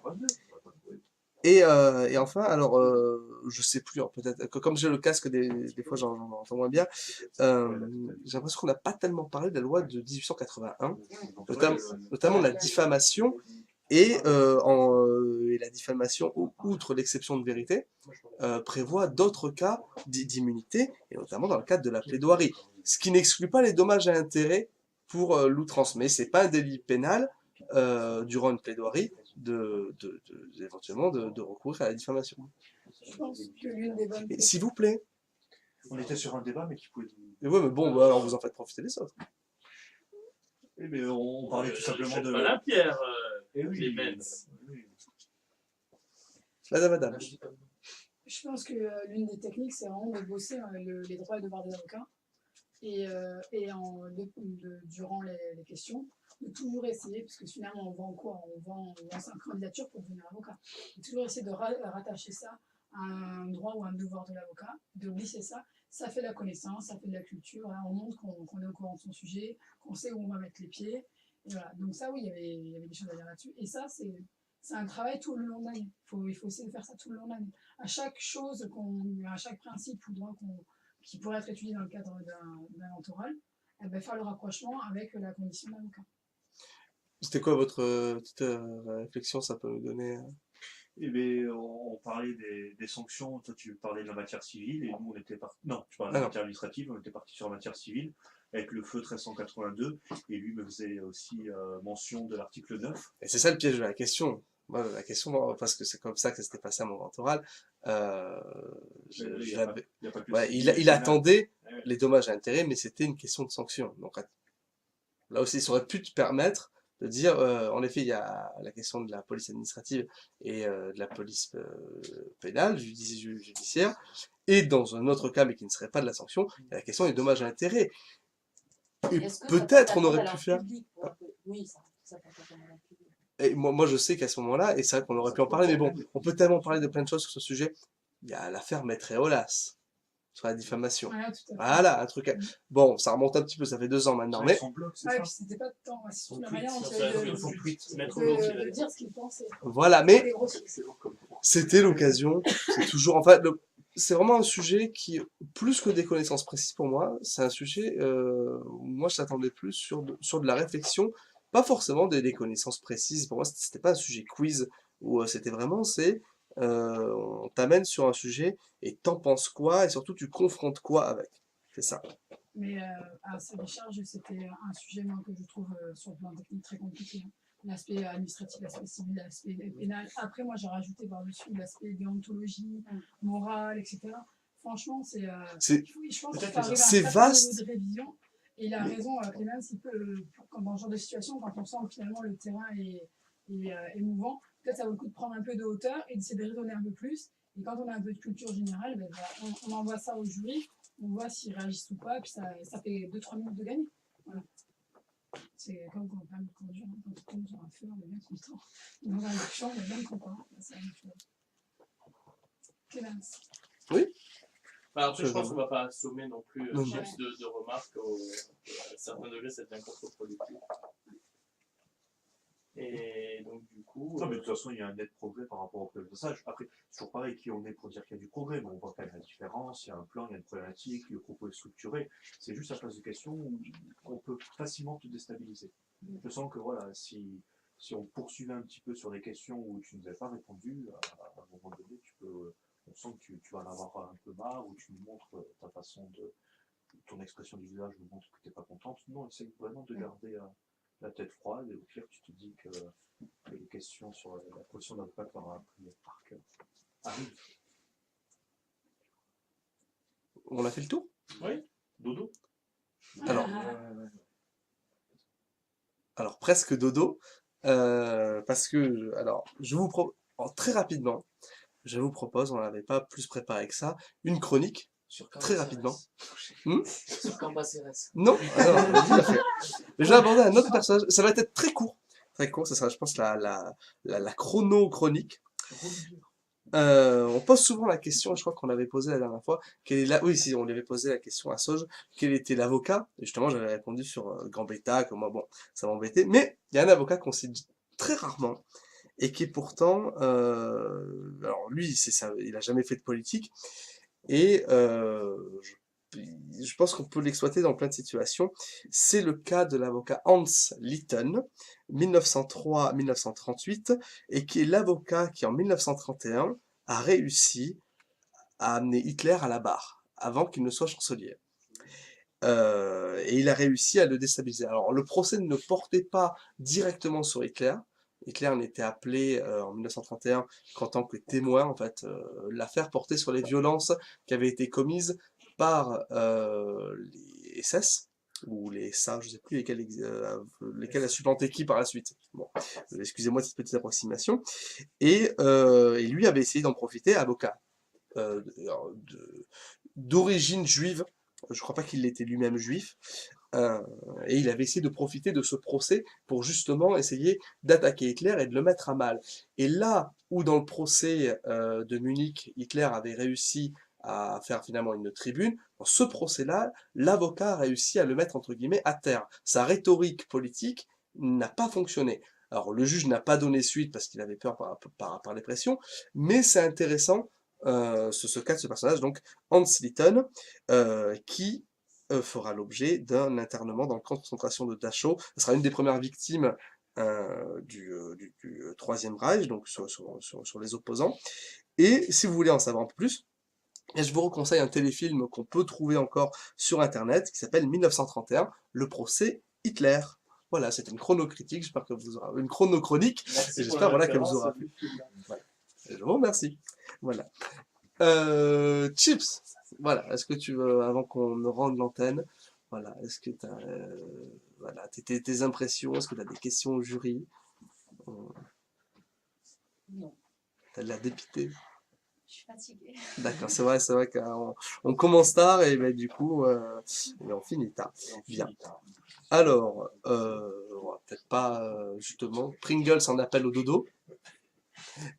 Et bien, en conséquence, il ne nous reste plus qu'à remercier tant le public que les aimables et les grandes qualités qui composent ce jury. Merci à tous, merci beaucoup à Chips, merci à Jimbo d'avoir d'avoir été le président. Encore une fois, ça me fait plaisir, c'est la deuxième fois que tu reviens d'affilée, sachant que bon voilà, t'es pas sur Toulouse même, donc merci encore.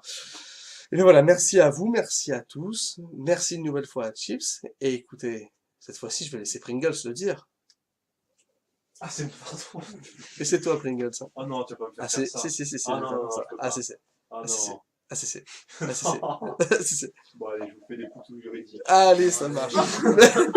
Merci à tous. J'ai une réputation, donc c'est pas possible. Tu l'as dit quand même. Merci à tous, et on se retrouve très bientôt. Ladies and gentlemen, this is your captain speaking. We are about to take off to the Sierra FPA. During this flight, you can listen to Radio Clemens, the only radio that can help you to get the contest without even working. No, I'm just kidding. PNC aux portes, armement des toboggans.